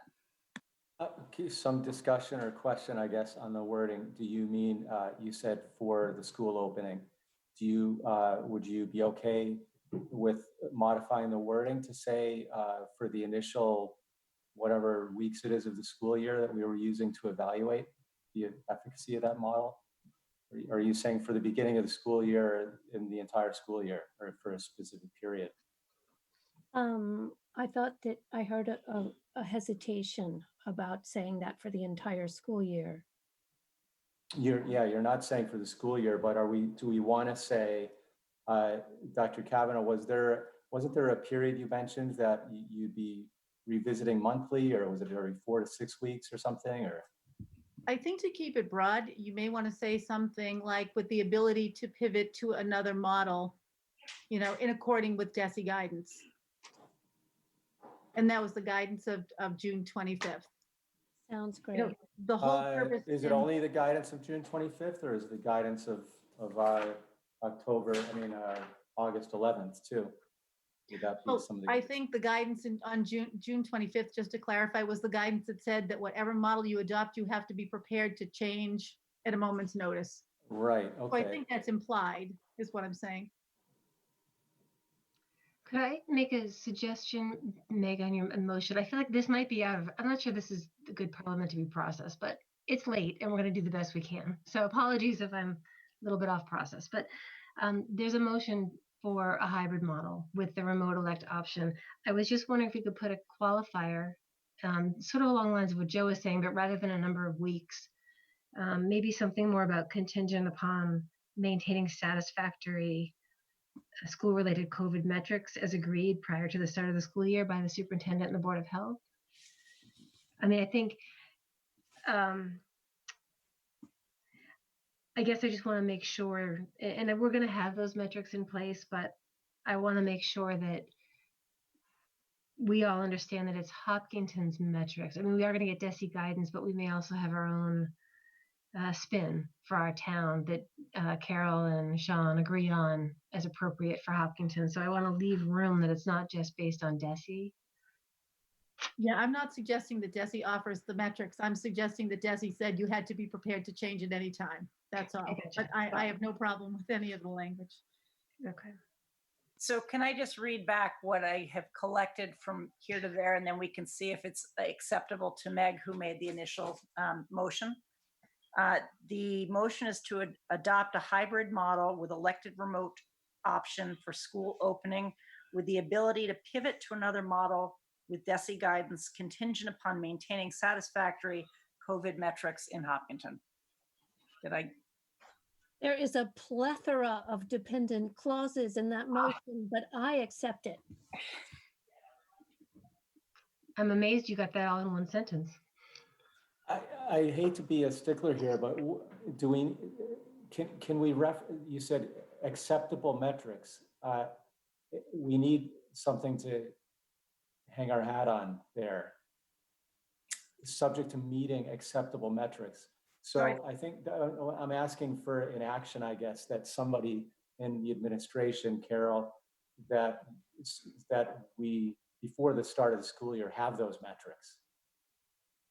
Not just that we're subjectively looking at the data, but we need a bar to compare the data against. And while we don't know what the outlook is going to be in October, at the end of August, we won't know what October is going to look like. At the end of August or by September, mid-September, when we open, we should have defined that bar by which when we hit it, we know we're either going full in school or full remote. Yeah, I agree with that. I'm having issues with the acceptable COVID metrics because it's a bar. It's a right. It's you may get better, you may get worse, but we need to have the actual metrics in place. So I don't like the acceptable metrics word, but I do agree that we have to have something that says that real metrics of some kind have to be in place so that we can compare against. Sorry, Leah. I think we're really close, but Nancy, do you think instead of acceptable, we could say subject to metrics that will be defined and approved by the school committee before the start of the year? So, all right, so just take it back a second so I don't miss the wording on that. So we're good with adopt the hybrid model with the elected remote option for school opening with the ability to pivot to another model. Can I suggest that we take the with DESI guidance out, because if we keep Sure. it, it's too wordy. Yep, take it out. And just know that we're using what we're using. And then can we start there contingent upon I've lost your wording, sorry. Determining. Read back to me the phrase just prior. So with pivot, something, read me back that. So what I have, so I'll read what I have and then you help me fill in the rest. The motion is to adopt the hybrid model with elected remote option for school opening with the ability to pivot to another model. And then As indicated based on metrics to be developed and voted by the school committee prior to the start of the school year. So I just want to say that I'm a little bit leery of that, because if the school committee says, let's say we say 10 cases in Hopkinton would make us go fully remote. But then let's say the 10 cases are in an elderly facility where those people would never come into the schools. So now that metric of 10 isn't acceptable. We wouldn't What- approve those metrics if you brought it to us. But I think that implies that every time there's a change in the metrics, which there will be daily, then the school committee would be continuously looking at the metrics over and Oh, over and over again. Yeah, You know what I'm saying? I'm feeling we may have a semantic issue. So when I'm saying metric, I'm talking about the bar, meaning Thresholds. the threshold, like this type of thing, the threshold. If you're over that, then you go remote. If you're under that, then you go full in person. So I'm talking about the threshold. So maybe that would be a better word. So I would like to have defined thresholds, and it can be a mix of health data and operational considerations like staffing or whatever else. But we need to know what that threshold is before we embark on too far into the school year. And maybe before the school year isn't a good time to do it. Maybe you want some operational experience the first few weeks or the first month. But at some point, I would rather have it today. But at some point, we need to know what that threshold is, because I'm not comfortable taking a vote tonight that could leave us indefinitely in whatever mode we choose. So If I could just comment on that, I mean, one of the things that I agree, I would like to know the thresholds as well. However, I do feel that there's a lot of judgment that goes into determining when the set of metrics indicate a change of action. And I wouldn't want us to hit a number and think we have an immediate change of model, because I think what the set of metrics will indicate is a need for a conversation. I think it's a consideration of what we do with this. And some of the metrics, like if you look at the statewide metrics, some of them are kind of early warning signals, and others are like, uh-oh. I mean, there's a difference. There's sort of a whole suite. So I want to be careful. I would like to say something about the ability, the shifting based on, as indicated by a suite of metrics. Yeah. Agree, it's sort of, but I don't want to pin it to a specific number or a specific metric or a specific threshold, because so much of it, I mean, if for some reason, Mr. Keller at the middle school said, the data looks okay, but half my staff is out or something, like, because we had quarantine requirements, but actually nobody's sick. Like, he might have to just say, we need a few days remote. And I want to be able to allow flexibility for the administration. Yeah, and I even think that when we look at those kinds of metrics, if we said, okay, if we got to 10 faculty members at the middle school, we'd close our doors. But what if the faculty members that we're talking about were, 3 guidance counselors? So maybe you still could have in-class instruction. I'm not diminishing the importance of a guidance counselor, but that wouldn't fall into direct teaching and learning. I mean, I think there's so many moving parts here. If you had a family who traveled and they all came back and they were all COVID positive, 7 of them, you'd have 7 active cases in Hopkinton, but they would have come back and gone into their own home and had no contact tracing, 0. So it's really hard to put really specific numbers and percentages on almost any of these categories. But it seems like once you establish categories and then a sense of how does this impact our ability to teach and learn should be the really broad question around all of those. Then you get to a place, I think, where you could engage in what I think is sort of sound decision-making with the Department of Public Health and the school department. I mean, I will certainly take advice from the building principals. Yeah, that's very helpful. I think, Nancy, to move this forward, maybe what we're talking about is to be able to pivot based on a set of decision categories. I agree. Is that a good word? At work, we might say a balanced scorecard, but a set of decision categories. Okay, so what I'm hearing you say then is to go down to the ability to pivot to another model and based on a set of decision categories to be I couldn't read my developed. categories word. Decision Ba- categories. Is it based on a set, are we saying based on a set of decision categories that will be developed to evaluate alternative modes or shift or pivot?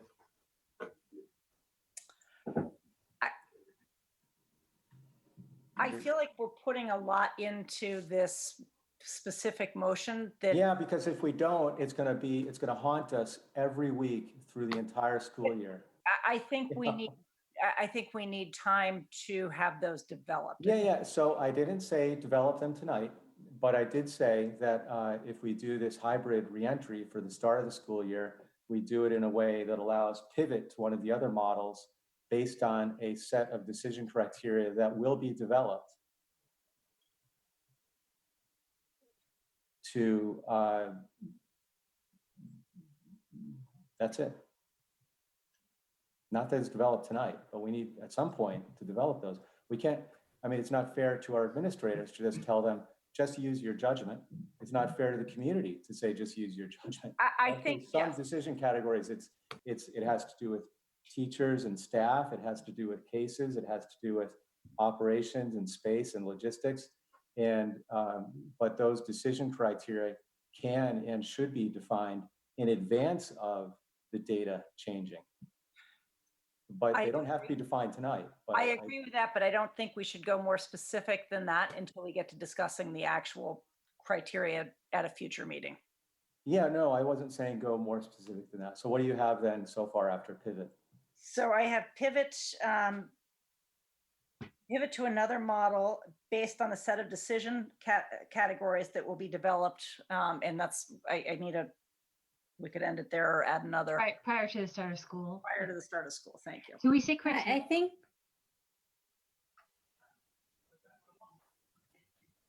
think Dr. Kavanaugh's point was really good. We won't know prior to the start of school. This is a new experiment. You know, there are other school districts that have opened, but they haven't opened with as many safety procedures as we're putting in. So I mean, if we're going to have something at the start of school, it would have to be something that we consider, you know, an evolving group of categories, or, you know, like a baseline start. Like that's, you won't know until a month or two into this sort of experimental school year that what we're actually seeing in terms of patterns and trends. And in fact, Leah, nor will we have to pivot prior to the start of the school year. We would maybe want to pivot after 2 or 4 weeks, right? So not only would that give you time to get some more experience, but Yeah, I would also say that a really important factor in all of this will be what the DPH has to say to us. That's yeah, what but again, that's specific. That's getting specific, Dr. Kavanaugh. So tonight we just want to say that when we do have a discussion about pivoting, that discussion will happen around a set of decision criteria that will have been developed. And part of those decision criteria could be what the Department of Health says, and part could be other concerns that you've brought up. But we don't have to define those necessarily now, but I would like them defined, say before the end of the first month of school or something like that, you know? Because I think you had talked about evaluating the situation periodically throughout the year and then deciding whether to stay as we are or pivot. Right. And, you know, I do think we have to have them defined before the kids come back into school, because there is a chance that we could never see a day of hybrid learning. I mean, that could conceivably happen. You know, I totally hear this urgency to define exactly when it is we'll make these decisions.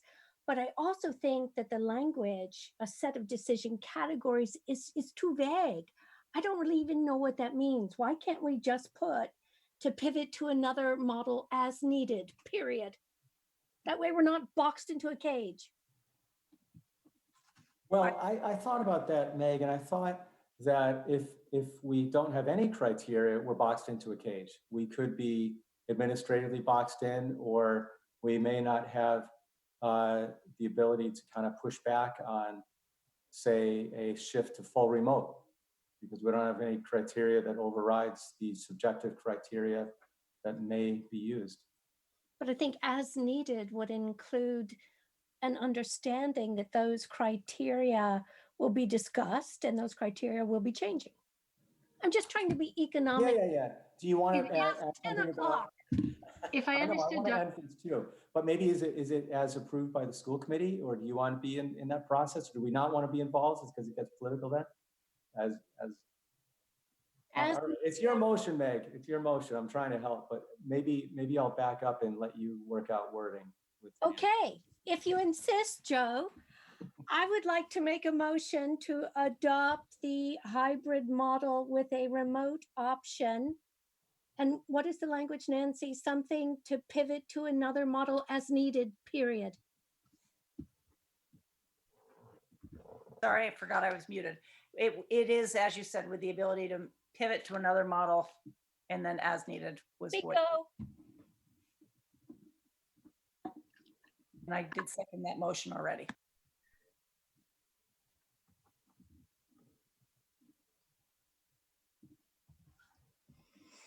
Well, We're doing well. It's not 1 a.m. I just will say, I think that Dr. Kavanaugh, if I heard you correctly earlier in the meeting, that the teachers are very eager to understand what we're going to be monitoring and what kind of decision-making criteria we're going to come up with. So Yeah. I believe that this process will happen, whether we put this in our motion or not. I feel slightly better connecting to that process in our motion. Just taking it, just Meg, where you left it, pivot to model as needed or as indicated by agreed metrics. I mean, it could be, I don't think we have to define it. I don't think it's one number, but I do think that it's not just made up. Like I feel the teachers' request, as I understand it, to understand what are we looking at? Like we're all happy to know what Governor Baker's looking at. How do we know when we go from 2 to 3 to 3A to 3B, then we roll back? I mean, it's not perfect. It's a set of things that he's looking at. And I feel like we'll probably have a set of things, and it could be a school or a classroom, or it could be a district, or it could be, and I think if, as long as we're doing this work and we are going to be evaluating information, which we are, we could just put a reference to that in our motion. Amanda, would it be, I agree, as I've said before, but is it something as simple as defined by this DESI guidance and local criteria? Sure.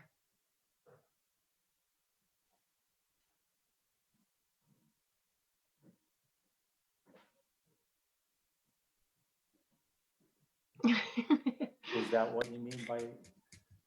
Sorry, I just like the kind of way you put it, Amanda, originally, which was just the as defined by agreed upon metrics.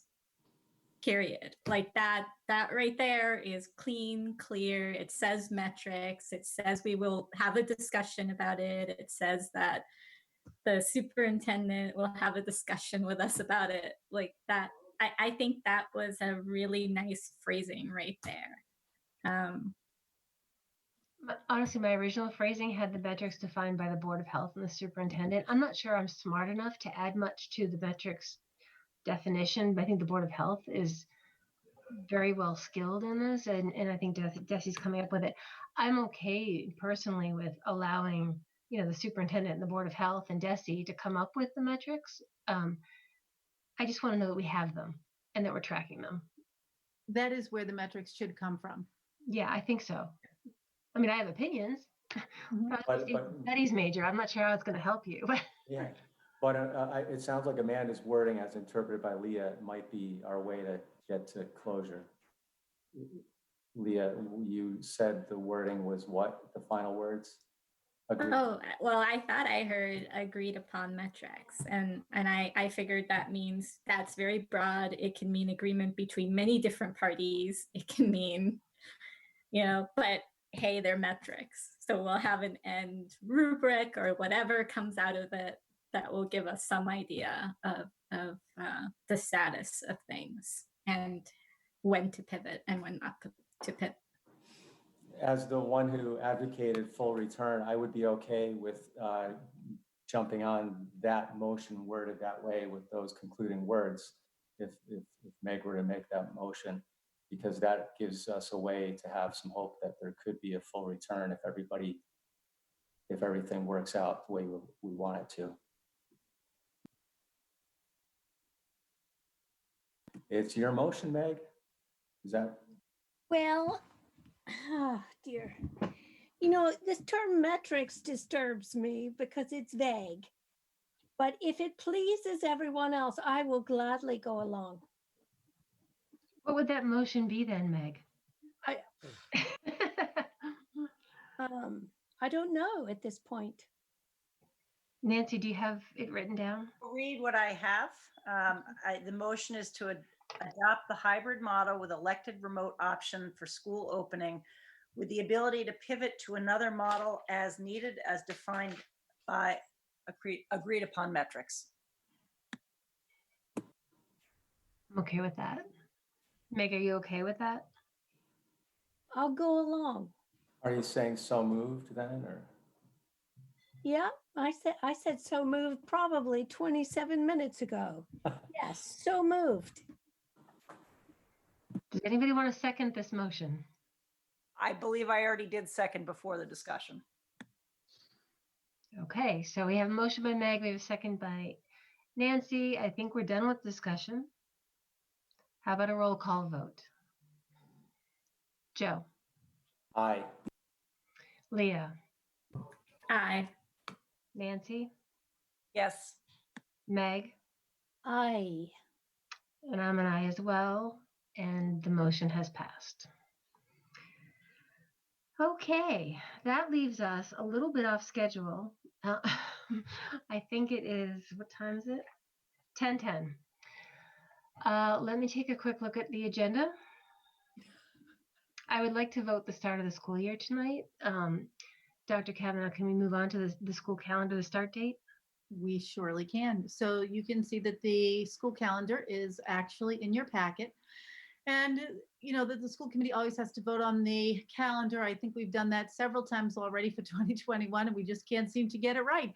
But I think that this is very unusual to be moving the start date from what would have been the 31st for teachers, and then a couple days later on the 2nd of September for kids. So we are pushing that out exactly 2 weeks. So what you'll see there is that the teachers are going to have the 31st, the 1st, the 2nd, the 3rd, the 8th, the 9th, the 10th, the 11th, the 14th, and the 15th, all for professional learning. Those are the 10 days given by Commissioner Riley. School will start for children on September 16th, which is a Wednesday. The only other shift in this calendar is that we had a couple of early release days that had been in the fall, and we've taken them out because usually, you know, if we're having those early release days, it's things like professional learning and conferences. And so with 10 days of professional learning and with knowing little about the kids and wanting to get back in and really like hit the ground running with teaching and testing and all of that, we've moved those so that they are landing now in January.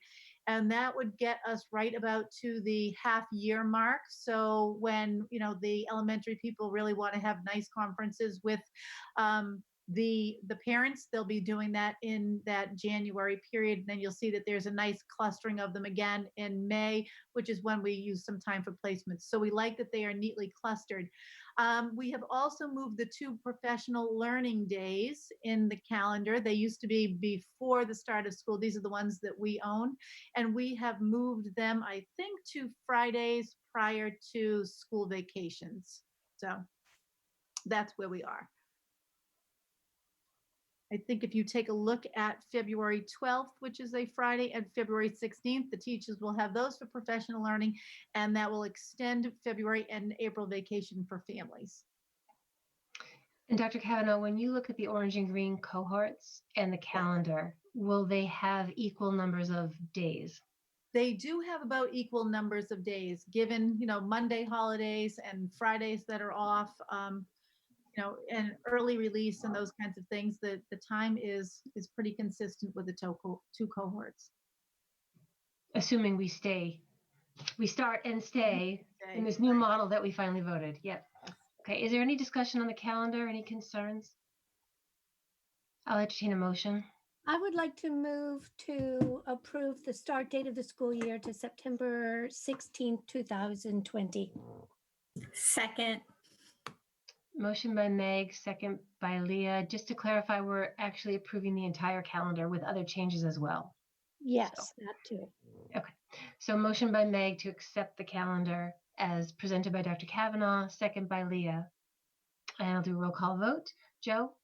Aye. Leah? Aye. Nancy? Yes. Meg? Aye. And I'm an aye as well, so we passed the calendar. Thank you, Dr. Kavanaugh. I'm going to take a quick scan of the agenda and see where we need to go from here. I think the next item for consideration was school committee communication, which I can put off until, thankfully, we have lots of meetings nowadays. Next week, we'll talk about that. We have policy EBCFA face coverings, a first reading. Do we want to, because we need multiple readings, do you want to just have a conversation about that quickly? Dr. Absolutely. Kavanaugh? Yeah, I'm happy to present that. So given the fact that we are in the midst of a pandemic and none of us has ever lived through one before, there has never been a face coverings policy in the Hopkinton Public Schools. So in order to get the language for this particular policy, we went to the MASC and took theirs, and we made a couple of changes to the MASC policy. Meg, Leah, and I met last Friday morning on this policy. And a couple of the things that we changed, they said that you wouldn't have to wear a mask if you were unconscious. And we were thinking that it was such a statement of the obvious that we removed those kinds of things in there. And we did leave in there that if we have, students who are, for whatever reason, they are unable to wear a mask for, special education purposes, if, students can remove them when they are eating or drinking, when they're taking a mask break, when they're outside. So we feel like what's in this policy right now, and we hope that families will take a look at it, what we think is in this policy now captures pretty well what our expectations would be for mask wearing in the Hopkinton Public Schools. There is that first yellow highlight up there, which our attorney had taken a look at. And one of the things that he had suggested was that adding in the language that said, and school-sponsored events. So I had just asked Georgette to look at that. And then in the paragraph where you also see some yellow down there, if students are in violation of this policy, the building principal will consult with the parents or guardians to determine whether the student may be removed. And I think, he also suggested that the language gets stronger there about, administrative rights to remove a student who, is just obstinate about wearing the mask. So, and then the only other two yellow pieces on here are things that, he just felt like, well, that's sort of true of any policy. You can keep it in there if you like, but, it goes without saying sort of things. Those last two things are not anything I would recommend a change on. Thank you, Dr. Kavanaugh. I will add, I know this is the first reading and I know it's late. I will comment that we received 2 emails regarding face coverings. One was asking about more specification about face coverings based on data that has come out to indicate which are the most effective face coverings. Does a bandana do it? Can you do? So we don't really need to, this is a first reading. We don't really need to debate now. We'll be back again next week. But I do want to forward that back onto the policy subcommittee to look at that email. And the second email was concerned about students who are unable to wear face coverings, which I think that we have covered pretty well in our reopening plans, but I think it's worth maybe just relooking. And again, I'll forward on that email that is concerned about maybe kids who have special sensitivities. If it's okay with the committee, is there any other urgent conversation on the first reading, or can we move on to defer this till next week? Yeah, the only thing that I would say is that masks or face coverings will not be required for anyone who has a medical, behavioral, or other challenge, but I think we could be more specific in our language, so I agree. Okay. I just want to check back all the details of the email because I'm paraphrasing for the interest of time. So I'll send it on, Meg, to you and Leah in case you haven't seen it. Okay, so let's consider this a first reading, and to the members of the community who are still watching, hopefully, please read this through. And the way this works is you get this policy and any other policy changes, you read them, consider any concerns you may have with your own filter. We all have our own lenses, and then email us back so that the policy subcommittee could take into account concerns that maybe we didn't consider.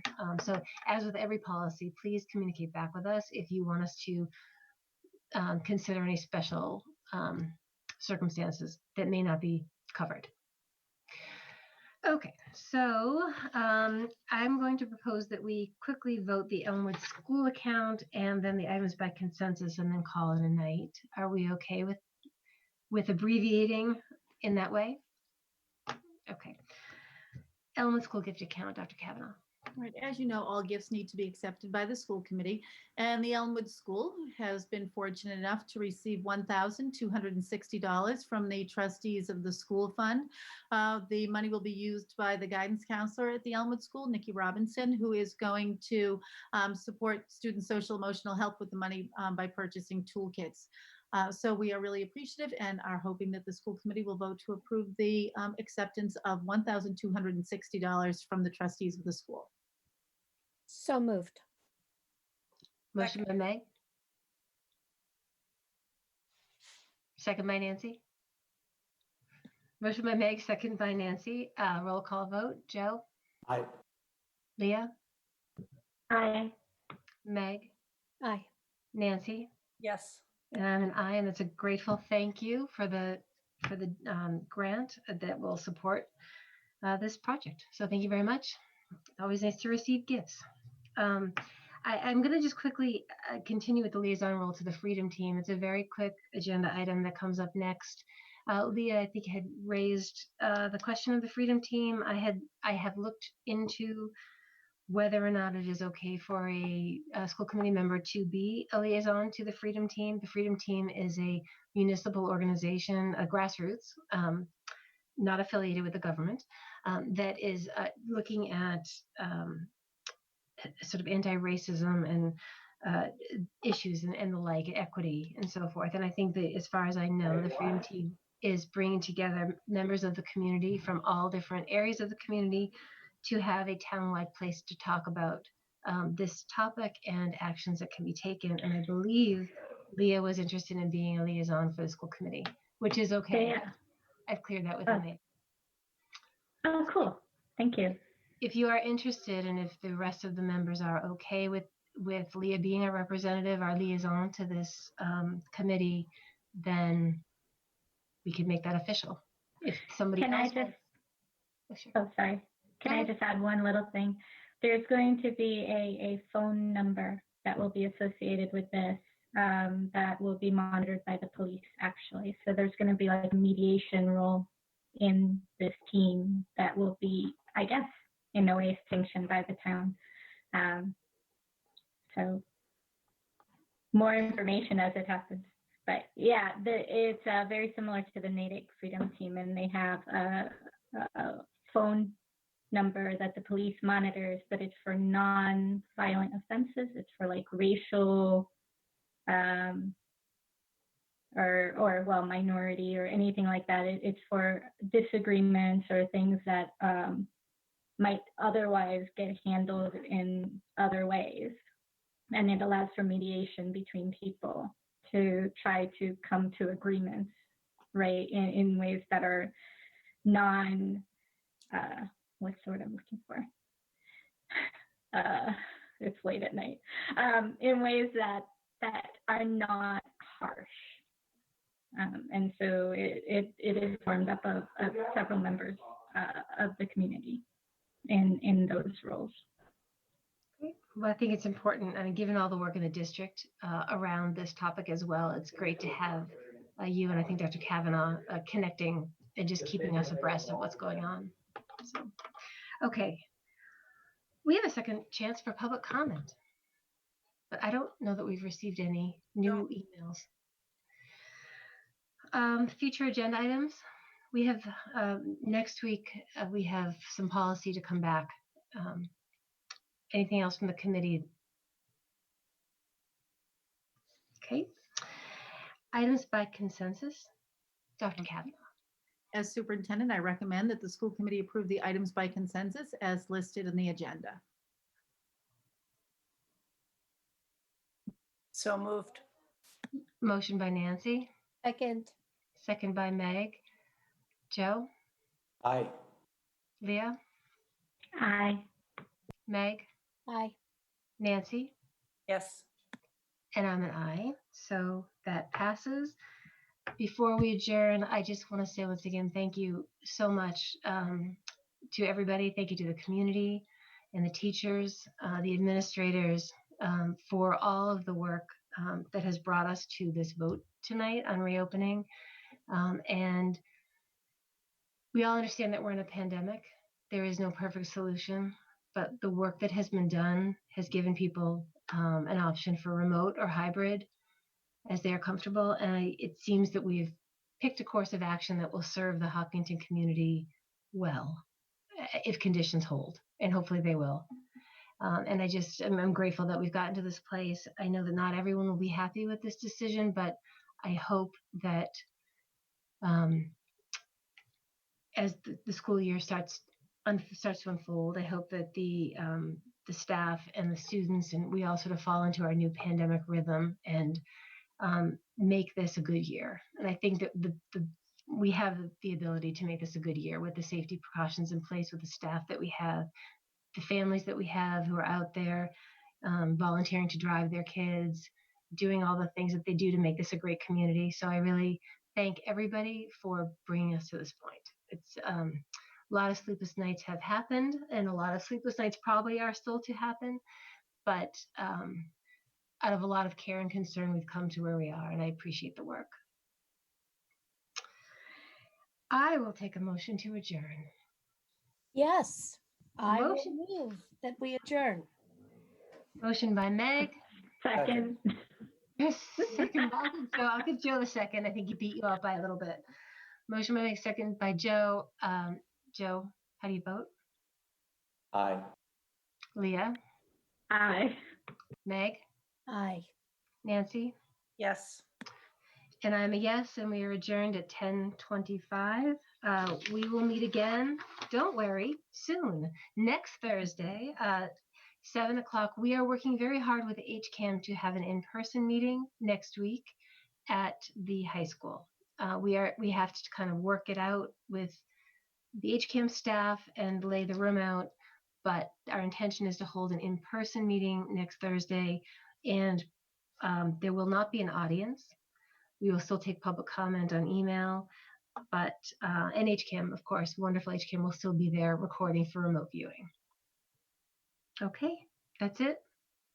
Thank you. Thank you. Thank you to everybody. Thank you. Thank you. Good night, everyone. Thank you. Good night.